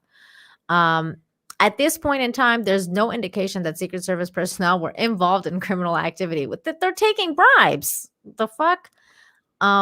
Well, I don't know if they're strictly speaking bribes, but they're improper gifts under the rules of ethics bare minimum. Something's wrong here. Something's not right. Something's very wrong. There is no indication that Secret Service personnel provide Tarzada or Ali with anything in return. That would be what would prevent it from being a bribe. Sure. Yeah. The stunning plot was.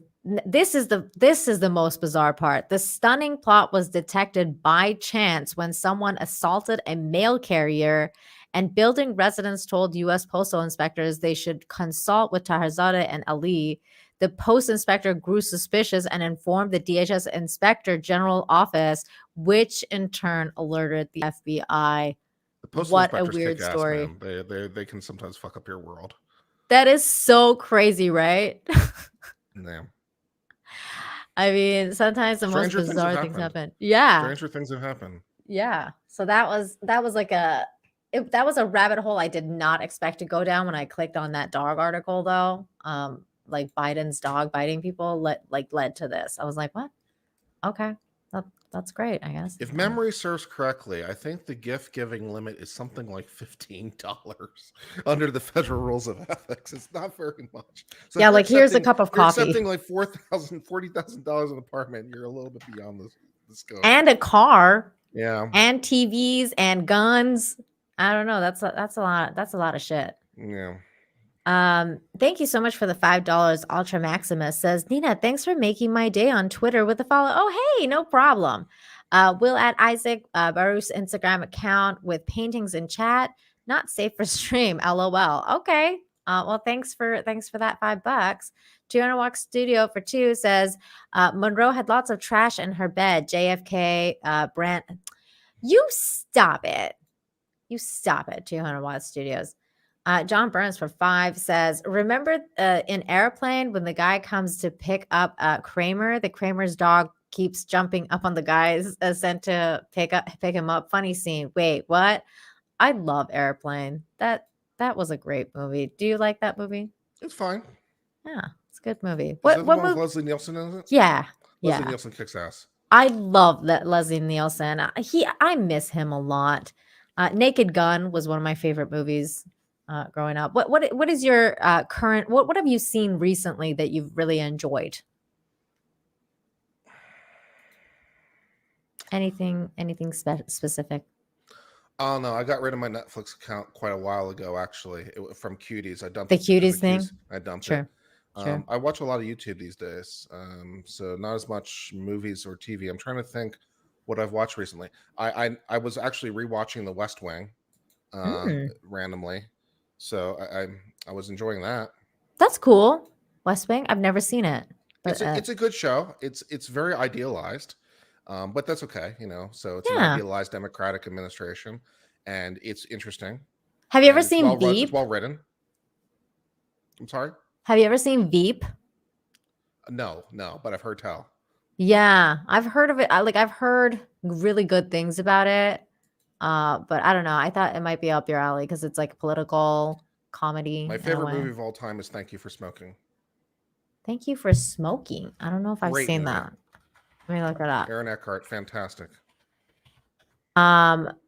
Wait, this is your favorite movie of all time? Yeah, for me personally, yeah. Huh. All right. That's interesting. I have to look at this movie now. Wait, is this this is the movie about the smoking dude? Yeah. What's it called? Yes, I think I've seen this. This was a good movie. I don't That's know if my I would favorite. say it's my favorite, but Yeah, that's my favorite. So that's interesting. That's interesting. Cool. John Burns, thank you so much for the toonie. Says I expect some things in the SS bullets, but a dog. And then another toonie from John says Secret Service undercover cocaine use shocker. Yeah. And then another toonie, YouTube QI, how the giant tortoise got its name. Oh my God. I know that I've seen that episode. John Burns for another toonie. Mr. T and Ali, great show, 1976 Investigators.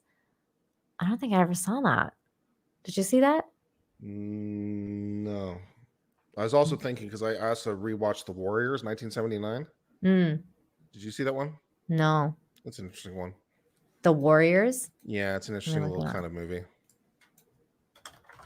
1979? Yeah. I'm looking it up. This is interesting. I've heard of this, but I've never watched it. Warriors, come out and play. This looks weird. It is weird. I would watch this. This looks cool. All right. You gave me some good movie recommendations now. Excellent. All right. John Burns for another. How about your favorite Johnny Depp movie since he's in the news? My favorite Johnny Depp movies. Yes. I love Edward Scissorhands because that's how I met him, like as an actor. I used to watch that in Iran. And then you lived in Iran? Yeah, I was born there and I lived there till I was like 10 years old. And then my mom and I immigrated to Canada. Okay. And then I lived there to my adult life. And then my husband and I moved to Mexico about like 5 years. Is your husband from Iran? Originally, yes, but he's like me, meaning like we're whitewashed. We're like coconuts. So why Canada? Well, we didn't really have a choice. My mom actually applied to the United States and we got rejected by the United States. We also applied to Australia and we got rejected from Australia, but Canada was like, come on in, eh? And we were like, oh, okay. And when my mom told me that we're going to Canada, I actually got really sad because I wanted to go to the US because all I knew was, stuff about the United States. Like I was like, I love Michael Jackson and I love Madonna. And, I'm a child of the 80s. So at the time, I loved Disney. I hate Disney now, but I loved it at the time. And I was like, I want to go to the US. And my mom's like, well, we're going to Canada. So get over it. And that's what happened. Cool. Yeah, we ended up in Canada. John Burnsford too says Italian guy thing. They like to wear wife beaters. It's also like a Middle Eastern thing. That's also true though. Italians have the same kind of, the same thing is like in Mexico too. Mexico are mostly like Latin American dudes are mostly known for cheating. Not so much wife beating, but they're definitely like chronic cheaters. John Burns for another two. Johnny Depp runs rent-free in the penthouse. Yeah, he does. He basically gives everyone rent-free apartments. But Kurt, what is your favorite Johnny Depp movie? Ninth Gate. I love that movie too. That was a good movie. I like that movie. I like What's Eating Gilbert Grape too. That was a great movie. But I think Edward Scissorhands is like so sweet in that movie. He had like the hands and God, that movie gets me every time. Winona Ryder at her best. Great soundtrack. I mean, he was just so sweet. I just love that movie. Let's see. Do you have a favorite Amber Heard movie? She's not in much. No. I was really hoping that they would fire her from Aquaman 2 because I was like, I kind of wanted to watch Aquaman 2, and now I'm like, can't freaking watch Aquaman 2 now. Like, God, she's so lame. Okay. Next article. Guess what? COVAIDS is over, you guys. That's not what I've been hearing. Well, Dr. Fraudci decided to come out and say that Americans have to decide on their own COVID-19 risks for now. We've been blessed with the power to make decisions. Yeah. Well, I feel honored. So, I am the science Fauci has decided that maybe one day soon, possibly you can make your own decisions as Americans finally, maybe, possibly. I don't know. But apparently that's what's going on. You'll have to decide your own risks when it comes to coronavirus now, says Fauci. About a year ago, if we had set this on YouTube, we would get booted off. Oh yeah. But now it's the science. Now it's okay. Yeah. Now it's now I am the science Fauci is okayed it. So here we are. The details in the news is this is not going to be eradicated and it's not going to be eliminated. Fauci now, said. If you had said that even like a year ago, right? We might be stuck with this on a permanent basis. Yeah. This guy's how many insane. diseases have we eliminated? Like 3? I don't know. Short list. Yeah, have we even really eliminated polio? We did, polio, and what was the other one that we eliminated? AIDS is still around. Cancer is still around. Yeah. I mean, after it, what's so crazy to me is like after all these years of all these people donating how many millions of dollars to cancel research and all these different people just Smallpox was the other one. Thanks, chat. Smallpox. That's right. Smallpox and polio. That's right. Yeah. But after all these years, cancer is still not gone. It's still around. Fuck cancer. Pretty sure Gilbert Gottfried had cancer. That's why he died. But as they say, like cancer isn't one disease; it's 500 diseases. So we give it one name. So it's a little bit hard to deal with it in any sort of global fashion. But yeah, the bubonic plague hasn't been eliminated. No, like we're talking like diseases actually been eliminated from the face of the earth. The bubonic plague hasn't been eliminated from the face of the earth. I think I heard some people do get the bubonic plague. It's not a very big number, but it does happen. I think I heard about somebody getting the bubonic plague like a couple of months ago, and they were trying to. It happens every once in a while. Yeah, and they were trying to like do another scare thing, like the bubonic plague has been found in Washington, and like I was like, what? It's not that big. It's not as big a deal as it was when it was first around. Mm. Somebody. But speaking of medical news, did you see the trials for the birth control pill? What? Yeah, they just announced some trials. No. Yeah. Who's the company? I don't Moderna, remember. Pfizer? Yeah. No, I don't know. But yeah, they may have cracked that problem. Oh So, my exciting. God. That's insane. I don't. You have left me without speech, sir. You have left me without speech because they could have really used that here because I just saw this right as we were about to go live. 2 inmates at all women's New Jersey jail are pregnant after both had sex with transgender prisoners. ACLU won battle to house 27 trans inmates. It's a miracle. There. We truly don't need men anymore for reproduction. Who knew? Oh my God. This is crazy though. The pregnant women are housed at this place, which New Jersey governor announced plans to close. It is unclear if the women had sex with the same transgender woman. Oh my God, this is so fucking stupid. Edna Mann houses 27 transgender prisoners and over 800 cisgender women. They're just, it's just women. It's just women. I remember when we used to have women. It was nice. Oh my God, I know. It's the simpler times, Kurt. It was simpler times. Just 10 years ago. Just 10 years ago. Yeah. So we'll go back to Iran where they know the difference. Good Lord. I know it isn't that so crazy? It's like I think it was Zuby. He had like tweeted out what gender were you assigned at birth? And he had like put boy and girl. And I commented, hey, is this a trick question? Because I'm not a biologist. And people actually took me seriously. So there was like some really funny comments. But I was actually thinking about it and I was like, because I was born in Iran, they literally have like no other, like there's no other, okay? You're either man or woman, you get some rights or you get no rights. You know what I'm saying? Like it's just the way, it's just that's it. And definitely if you're a girl, you're fucked over there. That's why we left. So that's unfortunate. I know. It is. I love Iran and it's a beautiful country, but my God, the people got screwed. Can thank communism for that. Let's see here. Edna Mann, the only women's prison in the state, does not require transgender inmates to proceed with reassignment surgery in order to be housed.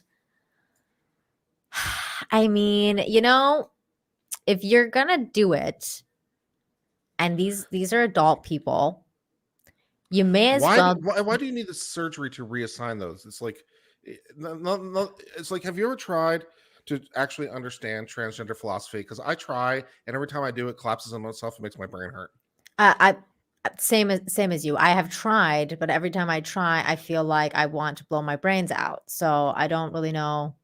I get very confused, and then I'm like, what the fuck? So it just makes no sense. Like everything is just it's either up or down. I don't think the question, can you define a woman, is really that tricky. I mean, I don't think it's that tricky. It's really not. It's like, were you born with a vagina? Yes. Then you're a woman. Or as what I usually just say, XX. XX. What's your next question, right? See, this is why we get along, Kurt. We're fine. So in recent years, Edna Mann has grappled with the reports of widespread abuses and systematic failures. Really, you don't say.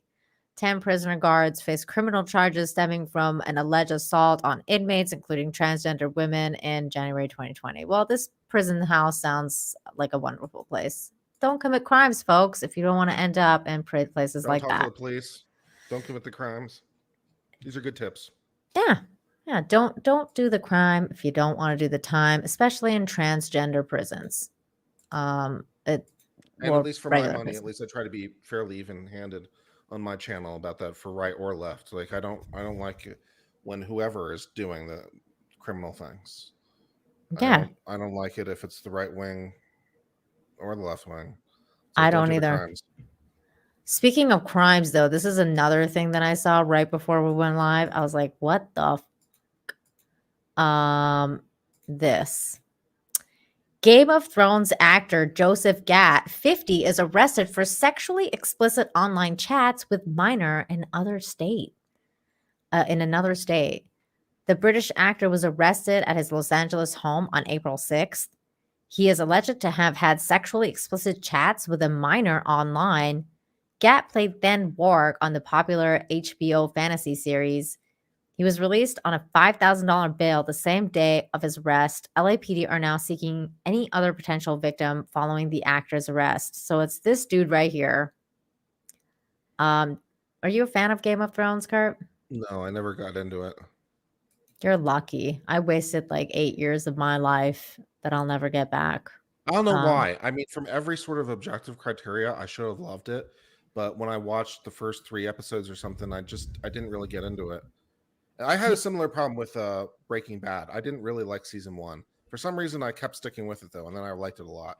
Yeah, but season 1 though of Breaking Bad. First of all, Breaking Bad is really weird because season 1 is only like 5 episodes, and I had a really hard time getting into season 1 too because first of all, it's like a lot slower, and then they had that really weird episode where they're like disposing the body, and I was like, oh my god, I was like, is this series gonna be like this? Like, I don't know if I want to watch this. So what shit, is the actual charge he's actually been charged with?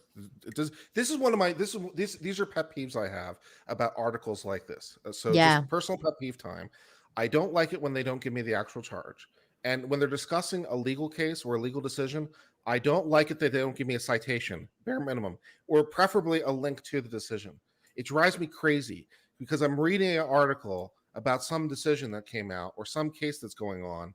And I'm like, but where is the underlying decision? I want to read the original. And then I have to go on a Google search just to try to find it. And it's annoying. It They is. say, well, he's been arrested for allegedly having sexual explicit chats. What is the actual charge? Yeah, I was wondering the Tell me same thing. that'd be great. I was gonna actually ask you about it because I don't like, and everyone's already kind of like jumping down this guy's throat, and he's fighting it. And I'm like, well, what if it's one of those cases where it's like the Vic Mignogna thing, or like where it's what if it's one of those cases where it's like we don't actually know what's happening, like there's no details. So everyone's like, oh, this guy looks like a pedo, and I'm like, well, he's been released. Like, is he actually doing this kind of stuff? Like, you can't really tell anymore. Like, I'm always questioning things. So yeah, it just says allegedly been having sexually explicit chats online with a minor. Where's the actual charge? Nobody knows. Because that'd be fun. Tell me the charge. I could go look it up and be like, okay, well, that's interesting. Yeah, LAPD sources have said that Gatt was taken into custody and arrested an outstanding felony warrant for contact with a minor for a sexual offense. See, that I know what that is. Okay, there you go. Contact with a minor. They mean physical contact. Ugh, that's Right? gross. The Presumably. LAPD Juvenile Division Internet Crimes Against Children ICAC task force are now seeking to identify any additional victims after the arrest. Ew. Oh, did you see on my channel? If you really want to depress yourself, and lose faith, on my channel, I read the entire 54-page sentencing memo in that Judge Jackson case with the person who got the 3 months. Remember, it was the whole raised Hawkins. Because he was I couldn't find it for a long time, and then I finally got a copy of the sentencing transcript, and I read all 54 pages of it on stream, and it was very depressing. Oh, I don't know if I could watch that, man. I want to keep on living. Join me in hell. I know. It's like misery loves company. I feel you. So this is the dude he played on Game of Thrones, which you don't care about because you've never seen the show. He was just like some fucking weirdo character called the Wildlings. In addition to Game of Thrones, though, Gatt also starred in major blockbuster films, including the live-action Disney remake Dumbo, Star Trek Into Darkness, and Thor. So he's got Disney connections, everybody, and he's diddling kids. That's a first. Fucking shocker. I'm so shocked. I'm sure Disney will speak up against this one-time incident any day now. Those fucking groomers, man, at Disney is just what happened to Disney? I don't even understand. It's just you know what's so weird is I say that, and then I remember my childhood and all the different incidences that I started finding out, like since my childhood, like with the whole like the Little Mermaid and like the the penises and all the different kind of incidences that you see in the different cartoons, and it's always kind of been in there. You just never really thought about it until you did, and then you That realize stuff didn't bother me. The new stuff bothers me though. the mouse is evil. It's true. So yeah, this guy is weird. And now there he is. That's creepy. That kind of that I don't know, his face kind of says it all though, doesn't it? My God. Woo. Let's get that out of here. Okay, let me read these couple of super chats again. Thank you so much, John Burns, for $5. Says, best thing about Canada, early 1970s, FLQ fled to Cuba, but chose prison in Canada rather than remaining in Cuba. LOL. I believe it. Yeah. And then for another toonie, lies at TZ Burton, homeless are all vaccinated. Oh my God. That seems implausible. That is they're not. They're definitely not. That's what I thought. Kurt, when I found out about COVAIDS, and I was like, oh my God, like what the hell's going on? In that time when we were all kind of questioning what's going on and nobody knew what was going on, like at the very beginning, I was like, when it hits Tent City in LA, we're gonna see bodies in the streets. Like I was like, we're going to see piles and piles of dead bodies because the way that they were describing this thing. Yeah. And they were saying like, you got to sanitize everything. You got to wash your hands like 20 times a day, sanitize your groceries. Well, the Spanish flu killed 100 million and the Black Death killed a third of Europe. So yeah, that's kind of, I thought we might be somewhere in that territory and not so much. That's what I thought too. I was like, when that place gets hit, it's over. Like we're gonna see a different kind of Earth, and that never happened. In fact, the bums kind of like didn't get sick at all. They were fine because they were outdoors. Yeah, because they were outdoors, and they weren't social distancing. They had like a herd immunity like immediately. John Burns for Toonie.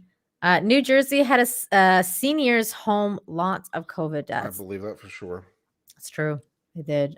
So is New York. New York was worse about that. Yeah. John Burns for 2. Rule of life: don't act like guest Jerry Springer. Hey, that's good. Yeah, that's good. That's a good rule.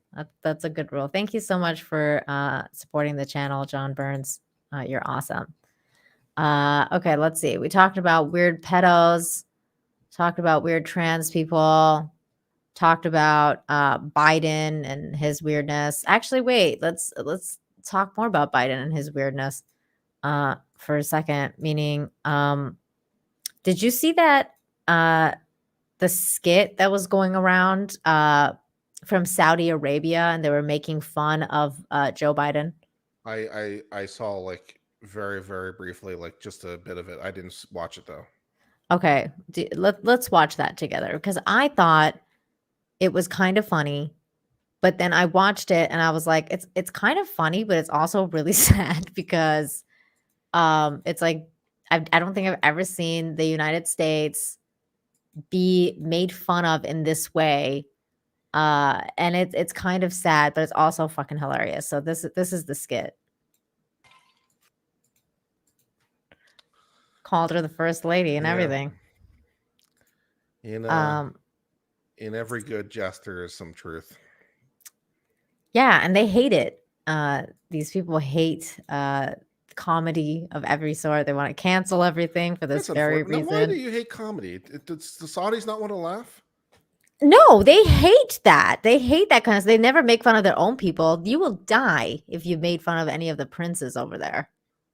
Immediately. It'd be like, you are dead. Like, go and die right now. That's what they would be like. You can't have a sense of humor in Saudi Arabia. Are you crazy? 200 Watt Studio for 2. Update on SS dog fighting story. Agent died of COVAIDS. Good, great. Thanks, That's nice. thanks Yeah. 200 Watt Studios for that update. But then okay, so we saw the comedy routine. Mhm. Now here's the actual routine. Oh, really?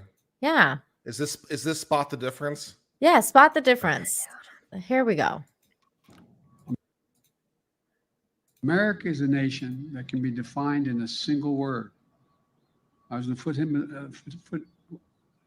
foothills of the Himalayas with Xi Jinping, traveling with him. That's we traveled 17,000 miles when I was vice president. I don't know that for a fact. What? America is a nation that can be defined in a single word. Can it? I was in the foothills of the Himalayas with Xi Jinping, traveling with him. That's we traveled 17,000 miles when I was vice president. I don't know that. I don't want to watch it I, again. I don't know that for the fact. So have you ever seen that episode of Friends when Joey have you ever watched Friends? Not really. Okay, well there's an episode of Friends where Joey's telling the story to Rachel and he's saying if you ever want a guy to bang you, this is the kind of story you have to tell. You have to tell the story, like this is how you seduce people. And he starts telling the story about I was in the foothills of the Pyrenees and I was backpacking through Europe and I was, going through this place and I found this meadow. And so he starts telling the story.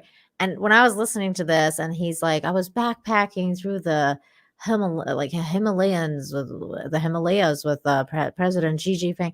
All I could imagine was them backpacking together through the Himalayas. And I really wish Were you that turned somebody on? would. No, I wasn't, but I think he was, and he was trying to turn people on with that story. But I think that someone should animate that story. Like I think somebody should animate Biden and Xi Jinping going through an adventure together Well, I in agree the so much Himalayas. as someone should animate Joe Biden. Oh my See what I god. did there? Yes, I do. Okay, thanks. Good. The Well, puppetry. I love it. I yeah. love it. Yeah, it's excellent. Yeah. Oh my Little god, that's wordplay. horrible.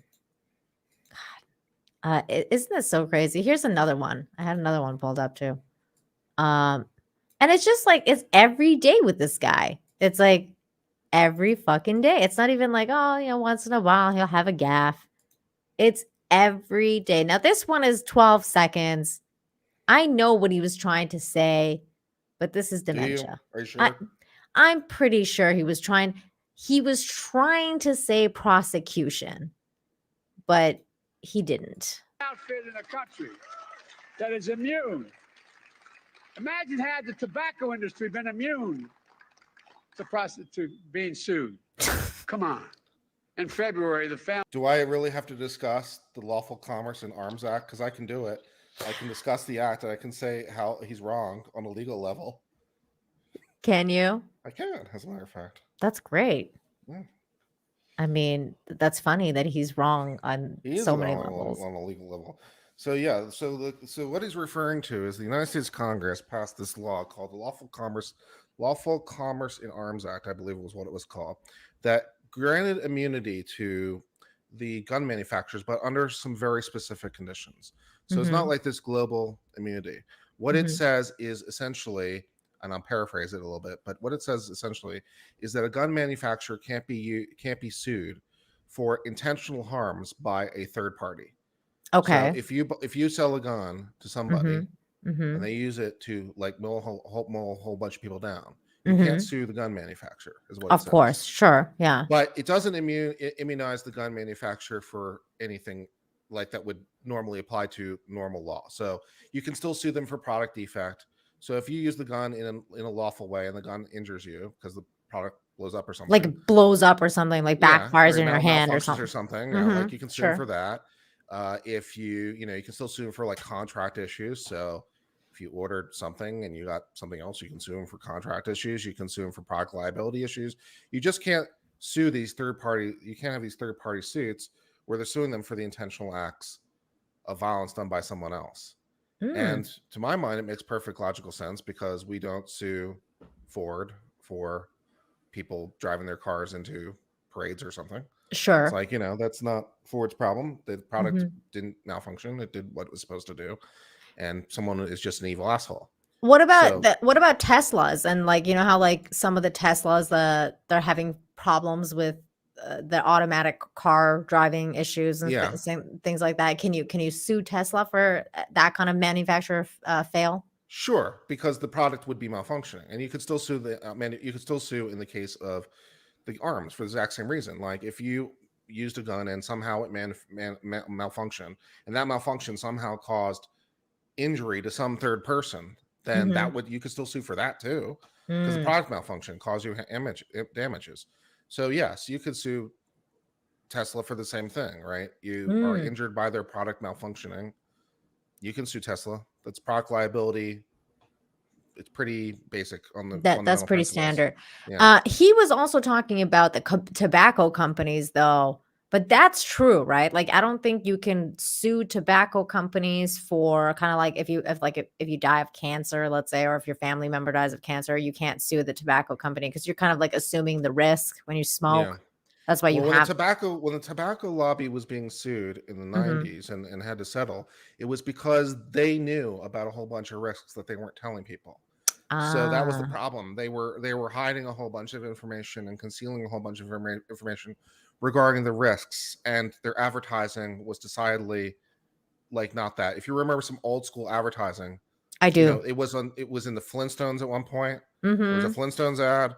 There was like 4 out of 5 doctors recommend this, Lucky Strikes kind of bullshit, right? Some old school ads. Yeah. And the problem was that they knew about the risks and were telling people. They were concealing all that information so the consumer couldn't make a choice. Isn't that what kind of like, and I mean, this is going to get into, I have to skate carefully here, YouTube territory, but isn't that kind of like what we're going to, what we might be experiencing with the new jab situations where they knew some of the jabs had problems and then they let it be released anyway, kind of thing. The talking specifically, that company that starts with M and the one that starts with P. They had issues, and I think the one that starts with P, they actually had going to Biden's complaint about the gun manufacturers and them not having liability, or them having this liability immunity protection. That isn't true of the gun manufacturers, but do you know who it is true of? Pharmaceutical companies. You got it. Yeah, it is true. You can't sue over vaccines in general. There's a law on that dealing in general. And then on top of that, just to be extra special, with respect to the COVID vaccines, they gave them extra special immunity. So if we want to talk about companies that were granted special immunity, the M and the P would be great examples of ones that were given broad immunity for any injuries relating to their products. Amazing. And that was specifically like the Emergency Authorization Act, I believe. And the reason that the Emergency Authorization Act was kicked in as fast as it was because of this very reason, because they knew that there was problems with that, and that they gave them the extra incentives of not being able to be sued and everything like that with regards to their, let's just say, trial jabs that they ended up putting into people anyway. But I don't want to get my channel taken down. So we'll just talk. I mean, you can look at that from a whole bunch of perspectives. I think do I really want to be in the position of trying to devil's advocate for the pharmaceutical companies? Is that where I want to go? But yeah, I think you can look at it from a whole bunch of perspectives, especially in the early days of COVID, when perhaps the risks were less known. And there is a case, there's a case to be made, that the perfect shouldn't be the enemy of the good, right? That maybe in balance, it's okay that this product has these risks that could be taken out of the product if we did more stuff to take it out of the product. But in that interim time, this would lead to these collateral consequences. So there is at least a theoretical case to be made that, at least hypothetically, it could all be worth it. Now, whether or not it was worth it in the real world, I suppose, is another problem. But if you go back to when these decisions were being made, right, when you didn't know as much, and you go back and try to put yourself into that mental posture, then maybe there's something there somewhere. So I've now spent time defending the pharmaceutical companies. So yay. I know. Isn't that so weird when you I understand what you're saying. The idea is interesting because I get what you're saying, because there's always like a reason that certain things happen the way they do, and it's not necessarily malevolent, right? It's they want it's based on something good, but then it ends up being used in a different way than it was intended later on. Like it's co-opted and shit. This world is so dark. Man gas for Canadian $2. Come on, man. Joe Biden, President Poopy Pants. Yes, he says that a lot. And did you hear that a bird pooped on him too? No. Yeah, so apparently a bird pooped on him the other day. And we all think that that's why YouTube was acting funny, because usually you know how like he poops his pants or like something happens and then YouTube goes on to like scrub everything and then starts acting funny. So like yesterday, I think it was yesterday, YouTube started acting glitchy. Like people were having problems loading streams, everything was acting weird. And Yellow Flash was like, well, like, did Biden poop his pants again? Like, what happened? And then it turned out a bird pooped on him. So somehow it's always poop related with Mr. Poopy Pants Biden. But yeah, that happened. Rob Lee for 2 says Uncivil is the Kevin office of next friends. I feel very insulted and hurt. That is so mean. Why would you say this, Rob Lee? I don't think that's from the true. internet's forever now. God damn it, Rob Lee. 200 Watt Studios says, how crazy is it that Saudi skit was funnier than the last 10 years of SNL?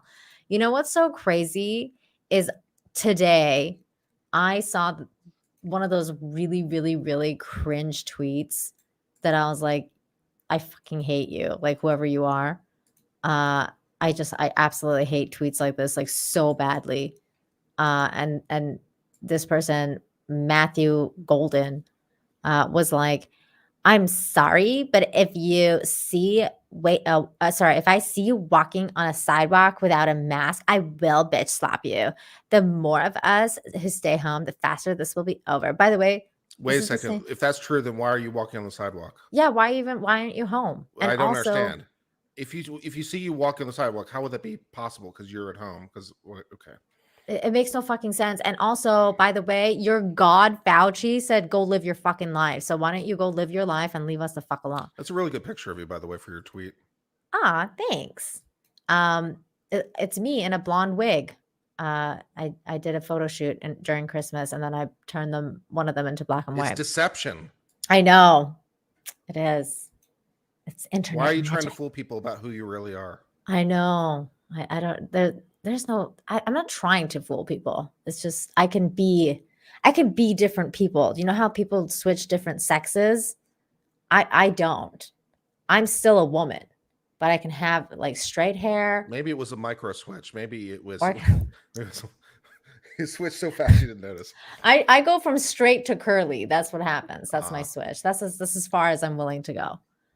But then this guy goes on. Oh, and if you are selfishly going to bars and restaurants, for Christ's sakes, have a decency to tip your servers. Well, I mean, I'll agree to the last. Sure, I agree. I agree to the last point. But everything else, go fuck yourself, buddy. Now, the reason I say this is because this guy happens to be a writer for Saturday Night Live. The reason that I brought this up, 200 Watt Studios, is because this is the guy that's writing the skits for fucking Saturday Night Live. That's why Saturday Night Live sucks now, because of these people. These are the people with no fucking sense of humor who are writing these shows. This fucking dude right here. You can thank this guy for SNL being a fucking giant trash fire. There you go. Now you can go harass him on Twitter. 200 Watt Studios. Don't do that. Actually, wait. I don't condone that at all. That was a joke. Please don't do that. I promise that was a joke. Now, John Burns, thank you so much for the $5. Oh, wait, let's get this guy off fucking face off the screen. John Burns for $5 Says The Guardian story, Jimmy Savile, a British horror story review, a welter of devastating detail. Big BBC star. Oh, I'm going to have to check all of this, John Burns. I have no idea what you're saying to me right now. I will go back to this, watch it, and then go Google this. And I will figure this out. Thank you, John. So why do you live in Mexico, if you don't mind me asking? I live in Mexico because I saw the writing on the wall when it was coming when I was living in Canada, and I realized that the SJWs were taking over Canada, and I was like, my husband and I were just like, I don't know what the hell's going on in Canada, but we were just, things were changing, the atmosphere was changing. So, I'm from the West Coast. I'm from Vancouver. So Vancouver was always kind of like the party hippie, that's the free loving people of Canada are over there. And I used to be an SJW. Like I was like very liberal, very anti-war, just classic liberal, Lena. I was not very conservative. Very extremely anti-war because the whole 9/11 issue, I was protesting and all that stuff. But now having time moved, and these weirdos started popping up everywhere, the pink hairs, the blue hairs, things started to change, the atmosphere in Canada started to change, and it just kept being like weird, and it's this, how Canada is about socialism. So my husband and I were like, okay, you know what? Like, let's try and figure out somewhere else to live. And we thought about going to China at first because we both got our English as a teaching language certificate so that we can. Escaping to China doesn't seem like the most logical move. It wasn't. And I told him, I'm not going to China because I hate communism. And also China's really far. Like, no. And they have no women's rights. So no, we're just not going there. And he was like, okay. But he did get several job offers that were like insanely, like really good and tempting job offers because, like I said, we got our English teaching as a second language certificate because that's what our plan was, to come teach English in whatever country we land. The place that we took the test for told us that they will provide us with a job in whatever company that we pick. So we applied, or whatever country we picked. So we applied in different places, and my husband got like several job offers from China, but I was like, no. So he was like, well, where should we go? And I was like, well, I don't know, like somewhere closer. Like, where else can we go? Mexico, So then we came here for a visit because we had never been to Mexico before. We came here to Cancun for a visit, and then we both fell in love with it, and we were like, why don't we just live here? It's warm. We don't have to ever deal with the rain again, because that was the other reason that we were sick and tired of Canada, was that it's Vancouver. I feel that. 360 days a year. It's freaking raining. And there's never any sunlight, and we're always, vitamin D deprived. And it's always cold. The winter is so cold. And I was just like, I want to live in a place where in the winter it doesn't hurt to breathe outside, So I also oppose cold. I fucking hate cold. Yeah, that's one of the reasons I keep moving further south. Where are you at, if you don't mind my asking? Austin. Ah, you're in Texas. Okay, cool. I have a hat and everything. I wear it on streams. I know. I see. I seen your Texan hat. I figured. I thought you were Texan in general. I didn't know that you were. Did you move there from somewhere else? Like, were you born in Texas? Yeah, I moved there from DC. I'd been there for a whole number of years, and but I grew up in South Carolina. Oh, okay. So. All right. Have you ever lived in another country? Never lived in another country. Okay. Been to other countries. Been to Mexico. Okay. Yeah. It's fun. Where'd you go in Mexico? I was somewhere in the Gulf of Mexico. I don't remember. It was like my parents took a cruise, and so we were there, and don't recall exactly where. Not nice. Yeah, Mexico's great. I spent time in Port-au-Prince, Haiti in '95. Wow. And in Eastern Germany. Well, it wasn't Eastern Germany at the time, but you know what I mean. In '96, and I've also visited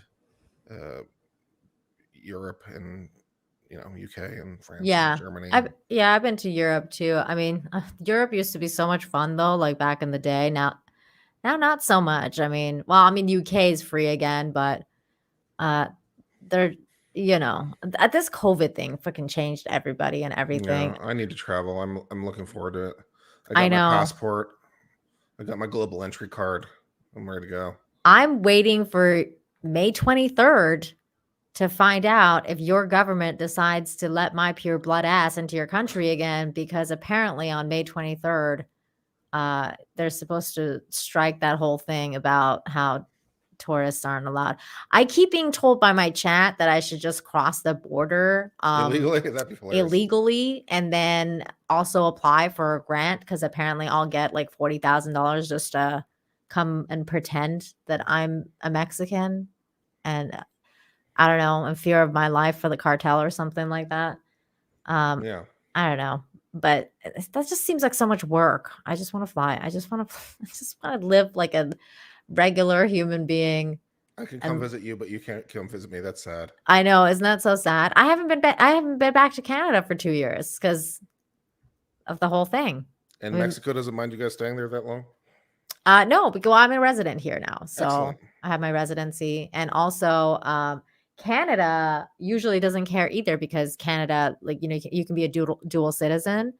But like after that whole thing happened with the vax, I can return to Canada now, but I won't be able to leave again and come back into Mexico unless I get vax, because you're not allowed to get on a plane or train in Canada or any moving vehicle that takes you from point A to point B. That's not a car. Can I walk across the border?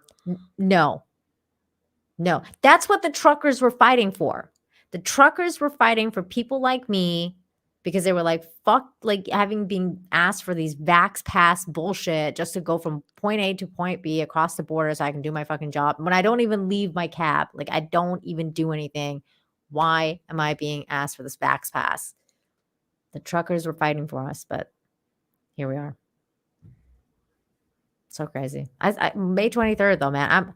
I'm keeping my fingers crossed, because if it happens, I'm going to Florida. I love the US. I'm gonna go there. I'm gonna go to Universal. I'm not going to Disney. Fuck Disney. Universal's kick ass. Yeah, I will. I'm definitely going to Universal. I might go to Epcot, but like on the outside, just to like check out like the Epcot Center and stuff like that.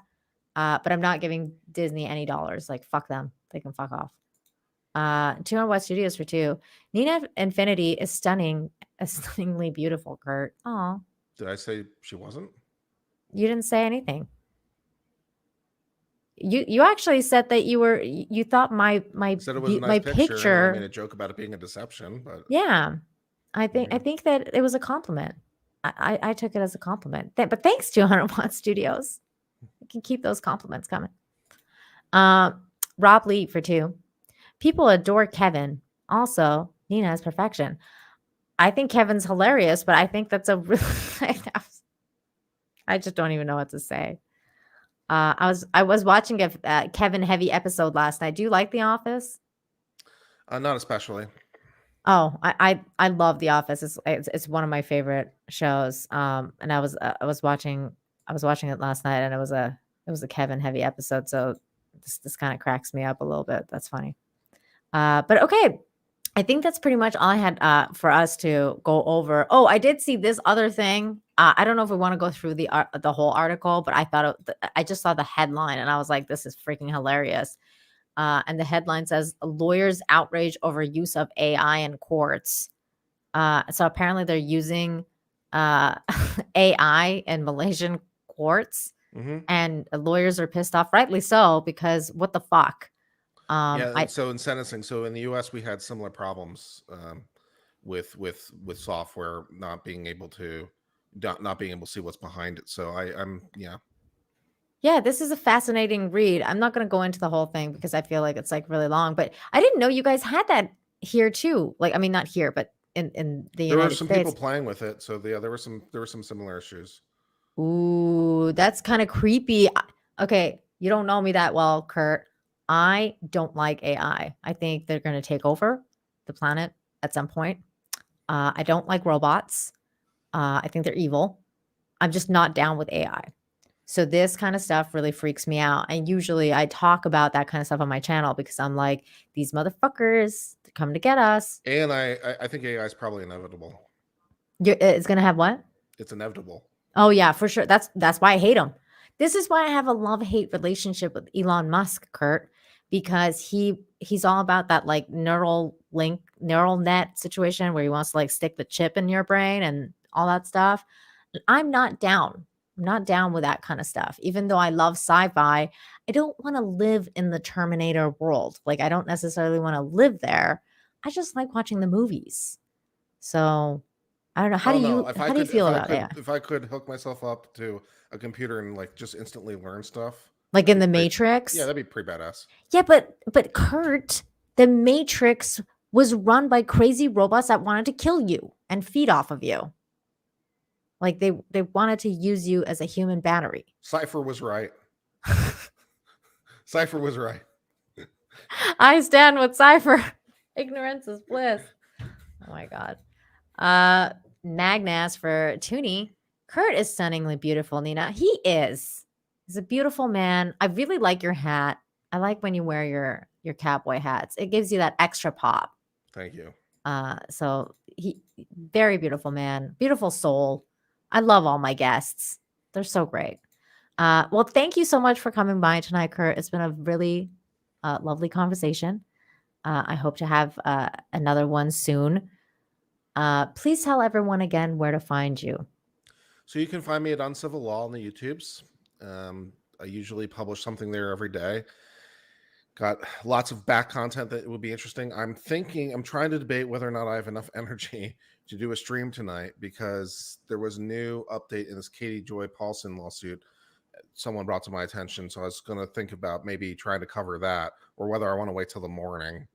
What do you want to quickly tell me what's that about? Because I don't know anything about this trial. Oh, it's not really a trial. There's this woman in Minnesota named Katie Joy Paulson who has a YouTube channel, and she seems to get sued a lot, but the lawsuits against her always seem to suck. And so I've covered some of the lawsuits against her and basically said most of them suck. And there was one that was just filed. Well, there's one filed against her by this talent management company called 7M that has some really interesting ties to a church, which may or may not be a cult, depending on your point of view. Ooh. But like the leadership of 7M is also the leadership of the church, which creates some interesting relationship. And then Katie Joy Paulson made some claims about how the talent management agency treats its workers. And the claims are aggressive. They involve the kidnapping and they involve the human trafficking and some other things, which that's a lot. That's a lot. That is a lot. So 7M is suing her, and I read their complaint, and it was good. I mean, at least superficially. And so now apparently Katie Joy Paulson has filed a response, which I've been looking forward to.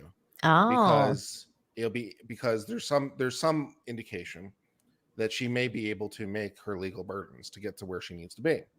And it's like, but I don't know until she actually files it. So I was thinking about trying to dissect that and trying to see about where things are sitting in terms of the plausibility of the lawsuits. So that's really interesting, and I might start watching your She's a coverage of drama that. channel. She seems to have a very strong negative opinion. A lot of people don't seem to like her. Right. I've never watched any of her content. I've never heard of her. Wait, I never heard of her either. What is she called again? What was her? Without a Crystal Ball is the name of her channel. Without a Crystal Ball, and her name is Katie Joy Paulson. I'm just I'm looking her up so we can look at her channel. And I don't remember how she first came to my attention. Just someone in my Discord or whatever mentioned this lawsuit, and I did the lawsuit where it was Toddy Westbrook versus her, and it was one of my earlier videos that really popped. That would be her. And it was one of my earlier videos that really popped, and so ever since I've been keeping a little bit of eyes on her legal drama, which seems to be perpetual. That's funny. Well, there you go. This is her channel. She's got 226,000 subscribers. She's doing something right. That's all I know.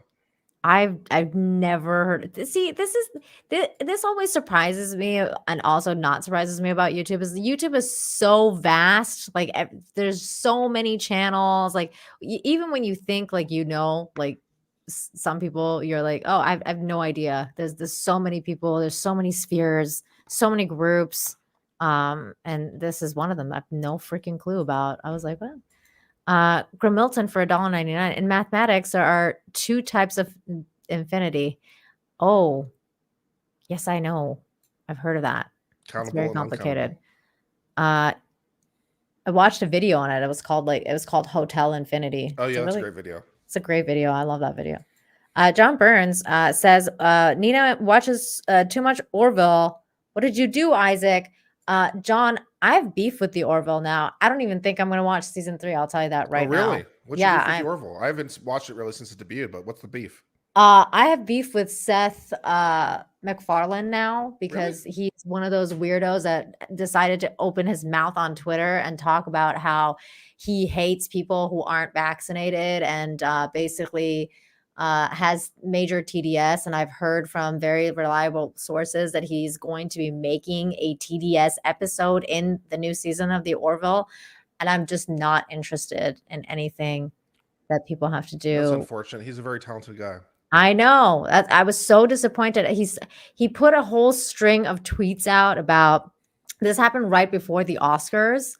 And he was like, how dare the Oscars like not want people to be vaccinated and masked like when they're going there? Like we're still fighting a pandemic. You people should be ashamed of yourselves. And he like made this whole freaking thing on Twitter. It was embarrassing. I was like, I can't believe you're so like he went Orwellian. Like I was like, you should call your show the Orwell because that is what you're doing. So he was it was just so disappointing that I was like, see, I was looking forward to season 3 and now I'm not even like remotely interested. I'm like, I don't know. You know how like they kill it for you? He killed it for me. I was like, ugh, I'm trying so hard to not let weirdos like, for example, Mark Hamill, let their weird opinions ruin media for me, but it's getting harder and harder to let that happen. Well, here's what I think. I have always taken the position that you should separate the art from the artist.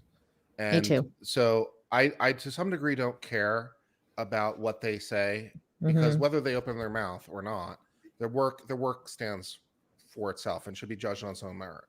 And the reason I sort of reached that conclusion ultimately was if you go into any museum in any large city, you will see works that no one knows who the author is. Yeah. Because a lot of them come from antiquity or a lot of them are Paleolithic or whatever. And that's like, I guarantee you that Paleolithic object was made by some rat bastard.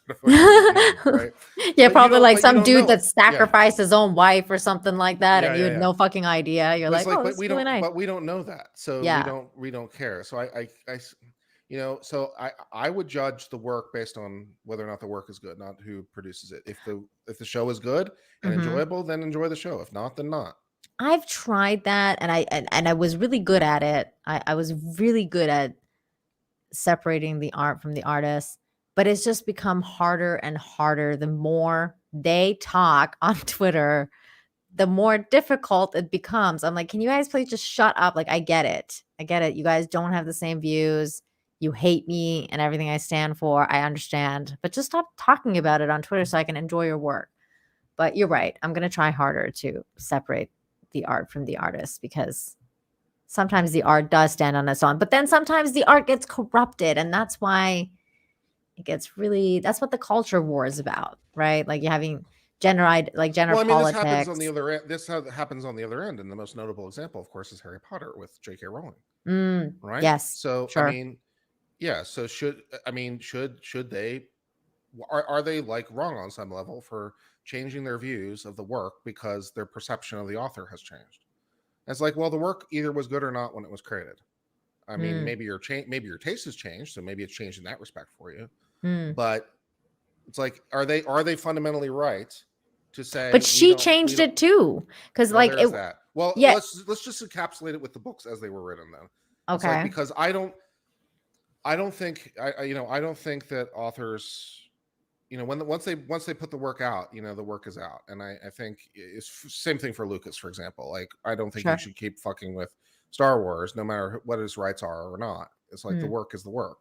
And now the work kind of belongs to, the public that you've given it to. And Mhm. so I think, in that respect, so like I never really bought into the concept of that, and I never really bought into the concept of like the author's underlying intent or what they think the work is. The most famous example of this probably is Fahrenheit 451, because the author says that the book is about censorship. Or Mhm. no, it's not about censorship. It's about, what does he say it's about? That's Forget. really It's about like familiar. TV or something bullshit that I don't even remember what he said it's about. It's about the corrupting influences of TV or something. And Right. Yes. yeah. Yes. And Yeah. so he says it's about the corrupting influences of TV. And like everyone in the world's like, no, it's about censorship. And he's like, no, that's not what the book is about. But that's what everyone perceives the book to be about. Sure. And so that's, I think the author creates, and I think, that whatever we perceive in the work is, what's there.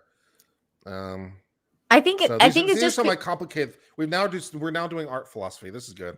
yeah, I mean, this is the stuff I talk about all the time, because we talk about like, how that's what the culture war is, how it's being corrupted by these different ideologies. Like TDS is killing like half of culture, and the idea of gender identity and all these different things that are in in our culture, in our media, that are changing things for the worse. Like, it's just everything's becoming woke, and everything's becoming just insanely like unwatchable, and just everything that has to do with just all the stuff that we're talking about that we don't like is entering our sphere in entertainment, and we don't like it. I don't like it. So like, I'm a huge fan of Seth MacFarlane, and like, for example, let's say you brought up J.K. Rowling and Harry Potter. And originally, Harry Potter was like a really good story, and it still is. But then she came out like years later and was like, "Oh, by the way, Dumbledore was gay." And everybody was like, "Really? Because you never really specified that in any of your novels. Like, not even a little bit. Like, not even a little bit did you say that he was gay." So then, because she was trying to pander to that side, to the LGBTQ, so she said that Dumbledore was gay, and now they're having like gay Dumbledore in the Fantastic Beasts, which, by the way, Disney decided to cut out those scenes so that they can air it in China, because or Saudi Arabia, or one of those countries, was like, no, we don't want this gay scene. So they're taking it out because they're pandering to everybody. But my point is that when the author decided to, pander to the left and to the weird LGBTQ ideology, whatever, and decided to say, hey, Dumbledore is gay, even though she'd never written it. If she'd written it in the book, it would be different, because it would be like, okay, you stand where your words are. Sure, this character was gay, of course. But he wasn't. And then she made him gay. And then later on, she decided to be like, hey, you know what? By the way, LGBTQ, fuck all y'all, like trans rights, and fuck them trans people, and blah, blah, blah, blah. That's what she's saying, not me. YouTube. Yeah, but her understanding of the work, I don't think controls either way. It's like, for the exact same reasons. It's like, maybe that's her understanding of the work, or maybe it's not. I don't know. But maybe she had that in mind. But if that's not what we get out of the work, then Exactly. the same thing with Solinger. It's like his understanding of the work isn't the same. Or another example of, like, for instance, we were talking about West Wing earlier. It's on my mind. But the guy who plays Toby Ziegler, his character does something in the later seasons. He says it's out of character. His character would never do that. I'm like, I don't know if you're watching the same character I did. Richard Schiff is the guy who does the character. So Richard Schiff plays Toby Ziegler. He's like, oh, my character would never do that. I'm like, I don't know if you're watching the same character I am, because I'm pretty sure he would. So it's like, I'm disagreeing with the actor who portrayed this guy. It's like, my character wouldn't do that. I'm like, I think he would. I think it's totally in character. So it's like, how much are their perceptions binding, or how much is it canon, right? It's like, yeah, that's like I think that's like artistic expression versus and like viewership versus like what's actually going on, let's say with Marvel and stuff like that, where they're like systematically putting ideologies in there now, like where they're literally systematically putting gender politics in the shows. That's why, like, Gary from Nerdrotic talks about the MCU and how they're trying to say that the women are taking over everything, and the women are better than men and everything, and all that stuff. Like, it is happening. It's actively happening. And of course, that can be up to interpretation to some extent, but it's not the case for all media and all propaganda in many cases, like for over the years. Well, the choice of the term propaganda is a little bit interesting because it somewhat influences the analysis. The very word Sure. changes the analysis. But one of the things I've always believed in, it tests my own values to be sure. But Mhm. I believe in freedom of speech, right? I believe in, so if you're right, let's say you're right, because I think there's definitely great evidence to support that proposition. So Mhm. they're deliberately, intentionally putting these influences in these movies with that goal in mind. It's like, okay, Mhm. should they be allowed to do that? And this is where you get to judge things. Should an author, and because you have to swing it both ways, or at least you do it to my mind. So it's Mhm. like if you're gonna to my mind, if you're gonna say like, they're wrong for putting in these images, they're wrong for putting in these influences, they're wrong for putting in this messaging. I think you have to just flip it around and be like, well, the other end is wrong. If there were movies, and I'm sure there's some media that has that has the messages you like and stuff, they'd have to be equally wrong. Like, is it okay to put it in or not? Mm. Right? You have to That's an like interesting point. I think, make a decision. Like, is it okay or not? If it's okay for me, it's okay for them. Otherwise, it's hypocrisy. I mean, I feel like it's not that it's not okay. It's just that it's in everything now, and I feel like it's just totally unbalanced now. I mean, Yeah. So if we had you're upset that they're winning, kind of, yeah, because they are winning, to be fair, fine, but and they're like, taking over everything. but yeah, okay. I mean, I share those concerns, but it seems to me that the better, I think the most brilliant Supreme Court decision ever written Hmm. was Justice Brandeis's decision in Whitney versus California, which is basically the backbone of First Amendment law. The cure for bad speech is more speech, not enforced silence. I'm with you on that. If the right, if the conservatives are Mhm. losing the culture war, then maybe we should get our shit together and produce better culture. I'm And with this, you on that yeah, 100%. And this is why we keep talking about independent creators getting out there, getting their work out there, whether that's comics, whether that's yeah, books, drawing, whatever it is, get out there and make content. That's why I'm very interested in, like, for example, like the indie comics. I like that Umbrella Guy, Yellow Flash. They do that kind of stuff. Ripaverse is coming out. I don't know if you're familiar with Eric July, aka Young Ripa. He's putting out his comics soon and his like comic universe. I think that's going to be all really interesting. And you nailed it. You nailed it, because if they're taking those things over, let them, right? Because that they have the right to free speech. They have the right to give their message, but we have the right to give our message as well, and have yeah. those IPs or different variations of those, because there's no originality anymore, really. We're always recycling ideas anyway, so you Well, just was gotta there ever? I mean, there's what was it? There's like only 6 real stories. I right, think there was a book right, written on that. There's like yeah, basically 6 stories, and that's it. and that's Yeah, it. yeah. That's right. TC Burton for 2 says, I want more Saudi SNL skits. Me too. That was funny. I'd watch it. John Burns for 5. Simon Pegg. So I wrote Sulu as gay. George Takei. A change from the original series. Simon. Wait, what? Is that a real conversation that happened? I don't know. No. I don't know about this. But again, Kurt, that was an interesting conversation, right? As where you were trying to plug your wares to leave. That's We fine. had I enjoy good conversations, and I enjoy thinking, that was really because cool. like I think the issues are complicated, but it's like, well, one of the things I try to remind myself is that the conservatives, one of the things at least we try to tell ourselves, is that we're principled. I'm like, great, fine. What are our principles? Are we really Mhm. willing to apply those principles evenly? Are we Mhm. really willing to do them both, both sides? Are we Mm. doing the special pleading too? It's like, what are the principles? Are we really willing to stand by this? And so, like someone pointed out, Ben Shapiro is putting out content on Daily Wire, is putting out content. Great, that's Yeah. awesome. That's Daily Wire is great. great. And I think people's concerns about social media's censorship is very real. And Mhm. then there becomes like a very complicated legal question about how to fix that on a legal level. Mhm. But the principle of like having everyone's voice in the town square so that everyone can be heard is a good principle. So it's like, yeah, it's just like trying to be consistent ideologically. I very much agree with you. Demar, no, his comic is not out yet, but he's working on it. It's gonna be, I don't know what the first one is called, but he's making like the Ripaverse So he's going to have different comics in that space. So definitely check him out. His channel's Young Ripa, and he will update you on those things because he's working very hard. It's going to be released soon, though. He keeps talking about it, so it's going to be released very soon. He's working very hard, and I'm very excited about it. But again, Kurt, thank you for being here. So let everybody know where you are again. Uncivil Law. You can follow me and have more fun discussions about law and stuff. And all that stuff. And his links are in the description, and also his Twitter channel, which, by the way, I was going to ask you about. What is up with that name? Uncivil Law? No, the other name that you changed your name to on Twitter today. I was like, what is this? What are you talking about? Hold on. Let me show you. Wait, is that? I don't understand. You do not know what I'm talking about, like, at all?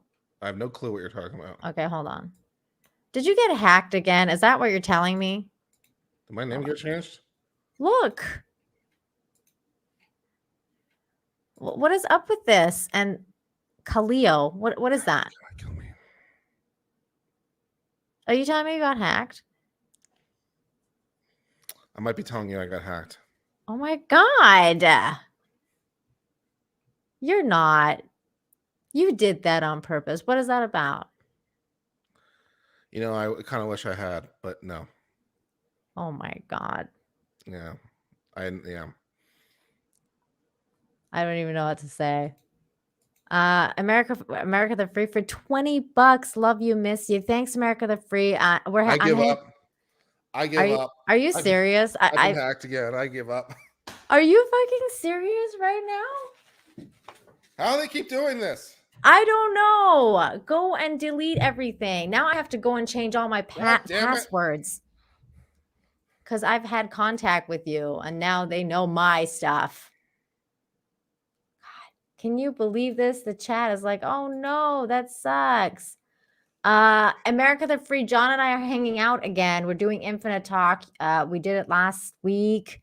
We're gonna probably be doing it next week or the week after. I'm not sure, but keep an eye on my community tabs and my Twitter space, and you'll find out about when we do Infinite Talk. But thank you so much for the $20.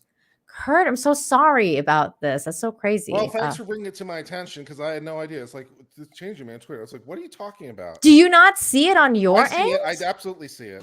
Okay, because that's weird. All right, we're getting out of here. Love you, everybody. Thank you, everybody, for the super chats, all that stuff. Support Uncivil Law. Do follow him on Twitter. Give him a follow on YouTube. All that good stuff. It's been a pleasure, and I'll see you guys next week. Bye.